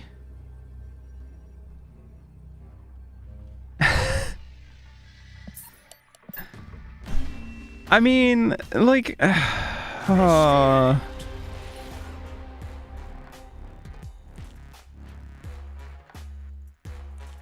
how were they able to play so many cards? I felt like they were just playing a ton of cards, or was that just me? But then again, that was one of the ones where I kind of had to like sit until turn 4, so. Oh, man. We were climbing earlier. What the fuck?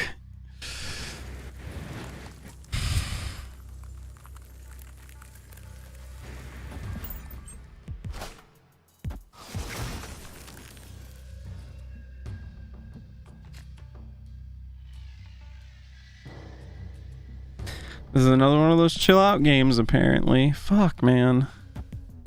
I don't like not having an early tempo. That's another reason I kind of wasn't so big necessarily on the like ramp reveal deck this season that people are doing, because the ramp seems unnecessary, and it almost seems like they're adding that in as just so you can have an early game, because if you don't have anything before turn 3, or if you've only got like one card, Ironheart and Wolfsbane kind of suck, but they're still great later in the game. Whereas like the ramp stuff, I just like, I don't know, let's say if I played Electro this turn, next turn I have 5 energy instead of 4, right? But I still want to play Wong on 4. So what am I ramping for? If I don't have him, great, I guess, but then what? I'm playing Black Panther and I can follow it up with a Zola, but like it's not gonna be, I don't know, man.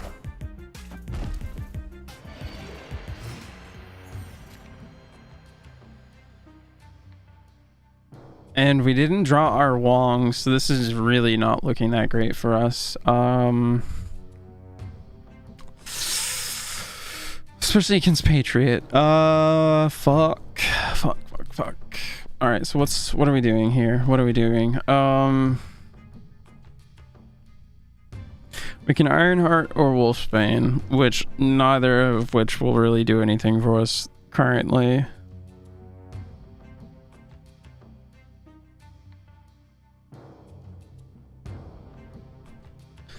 Alright, I mean, I guess our best play is probably to Ironheart, White Tiger, Odin. But, I mean, depending on what I see from them, yep, we're gone. I can't. There's no way we're gonna be able to...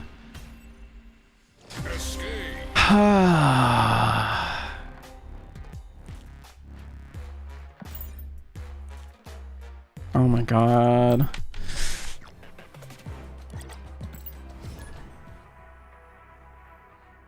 It feels really hard to climb this season. Although I'm in a kind of weird spot, like I was saying earlier, because I'm in like the early to mid series 3. So I'm getting thrown against people who are in similar spots, but also people who have quote unquote full collections, which is not a full collection anymore because they've added more cards, so nobody has a full collection anymore. But they're still through their series 3, so any new cards they're getting are series 4 or 5, whereas I'm still getting series 3. I have a chance I can open series 4 and 5 from my reserves if I get super lucky, but the chance is like not very big at all. So it's a tough spot to be in. I just like have to like catch up and get the card. Bro, it really popped up fucking Murder World? Are you serious? There's nothing I could storm, but Invisible Woman makes it so that the cards are hidden and don't reveal till the end of the game. So storm won't reveal. I mean, when Invisible Woman dies, would she go off and change it? But at that point, I guess let's find out. I don't know. Fuck. Oh my fucking god. That Groot. What?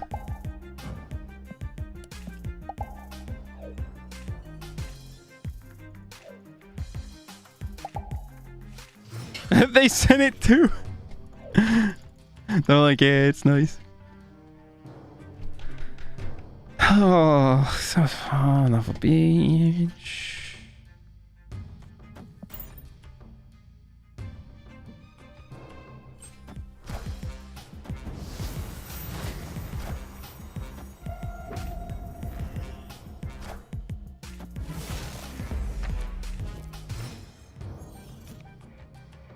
Interesting. We did not draw. I have to hope to draw my Odin now then. Although, I mean, there's still a chance like Arnhem could maybe. So we're gonna get 2 tigers. Oh, there's the Odin. Okay, that's better. We're just gonna do that then. So to say the Arnhem, if he hits the Wong and then the white tiger, although we would have been fucked on this one location anyways, we would have just had a Wong here in that case. Yeah, the Arnhem only kind of works with the Black Panther, and Odin can work with either, but Arnhem's better because Odin's just gonna make him bigger on that spot. Arnhem's gonna make him bigger on the 2 other spots.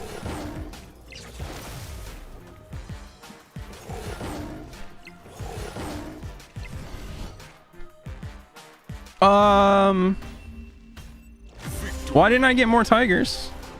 I should have had more tigers. I mean, I still won, but I should have. Why did it stop? It went off 3 times.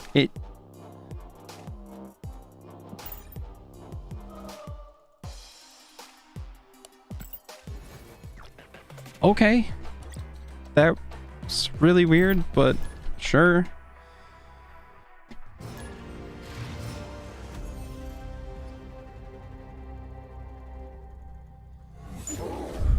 We'll play Sunspot here. Invisible Woman, Storm, right?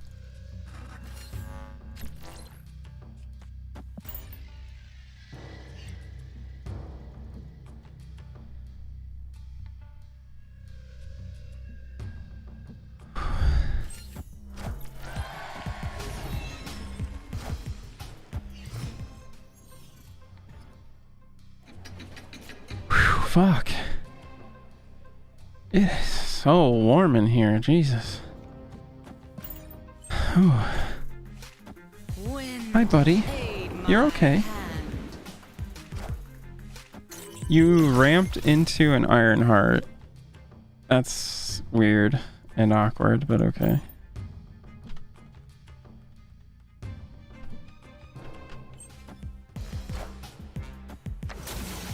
Oh. Opponent snapped.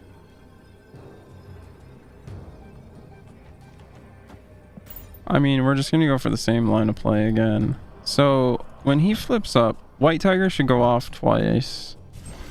And then Odin should make White Tiger go off 4 more times. We're not gonna have room for 6 tigers, but we should get 2 here and 3 here. Like, Snap. which should win it for us, hopefully. Although this is probably that negative surfer deck, so I don't know. Depending on what they have, it can roll really high or it can just kind of flop.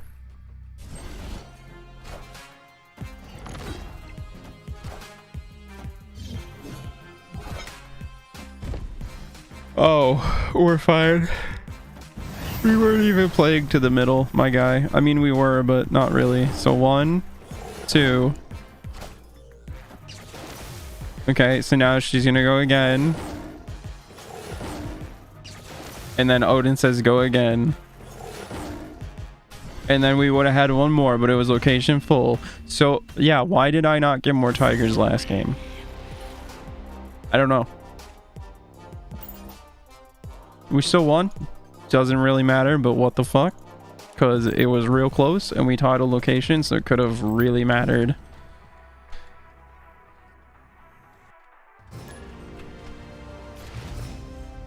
But I think I'm going to see if I can't get to 43 again, and then I'm probably going to stop streaming. I am getting very tired. I did want to see about doing other stuff, which... I don't know. Maybe I'll take a break and get some coffee or something.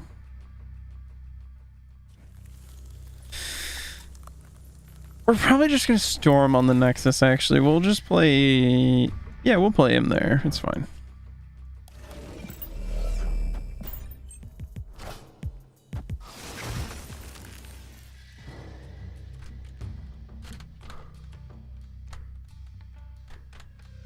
Oh no, Westview could be somewhat problematic, although not really for us, because we're fine with locations being closed off with this deck.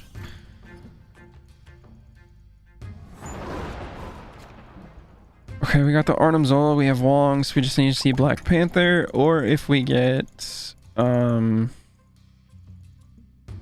White Tiger, we have Odin already, so either way. We've got the turn 4, we got the turn 6, we just need the turn 5.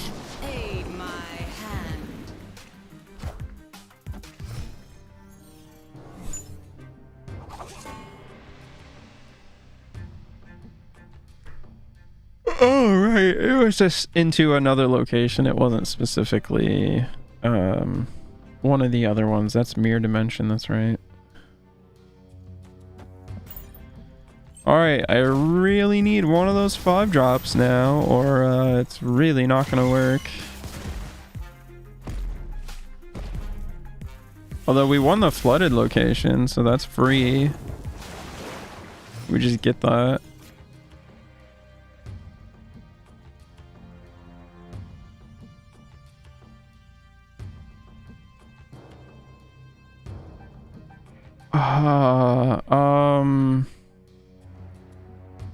So I guess we Sunspot Ironheart, and then next turn we Odin, I guess?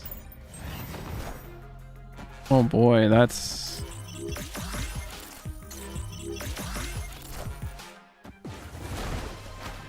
No, that feels real bad into their Death Wave stuff, but we could just do this. But they're gonna play their stuff here, right? Oh god, all right. I think I have to leader to have any shot of beating them.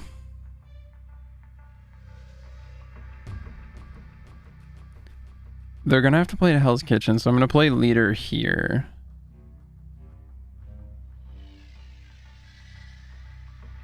Which he'll get 2 more power. He'll be at 8. That'll be 12. Minus 2 is 10. So we'll actually win the middle location as well then, unless they play something to mid. It depends on how they play it, but I'm pretty sure we have this one. Although leader has failed us before.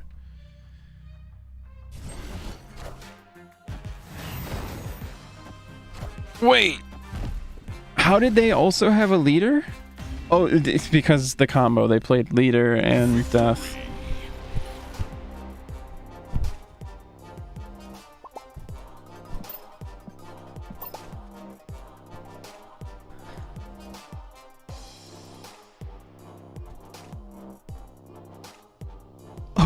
Okay, that was something. Okay, we're back at 43. I am gonna call it there for the snap for tonight.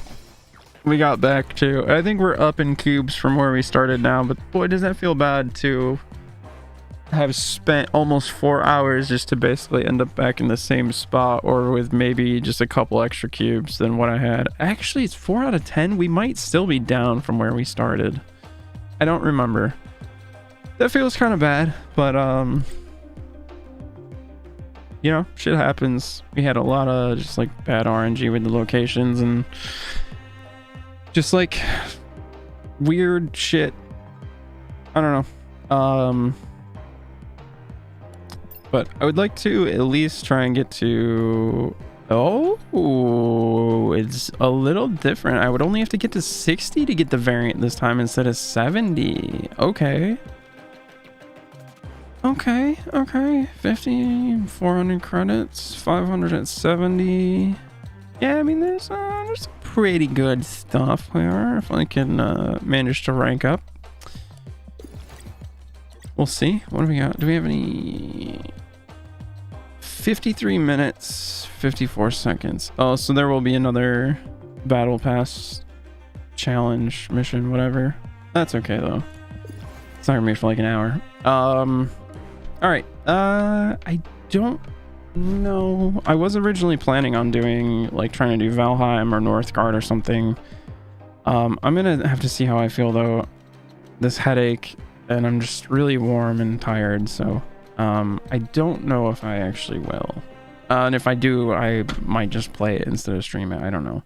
But thank you guys for watching this Marvel Snap stream. Sorry I forgot to bring the game audio back in for you guys for like almost the entire stream. But yeah, thanks for watching, guys. Hope you guys enjoyed, and until next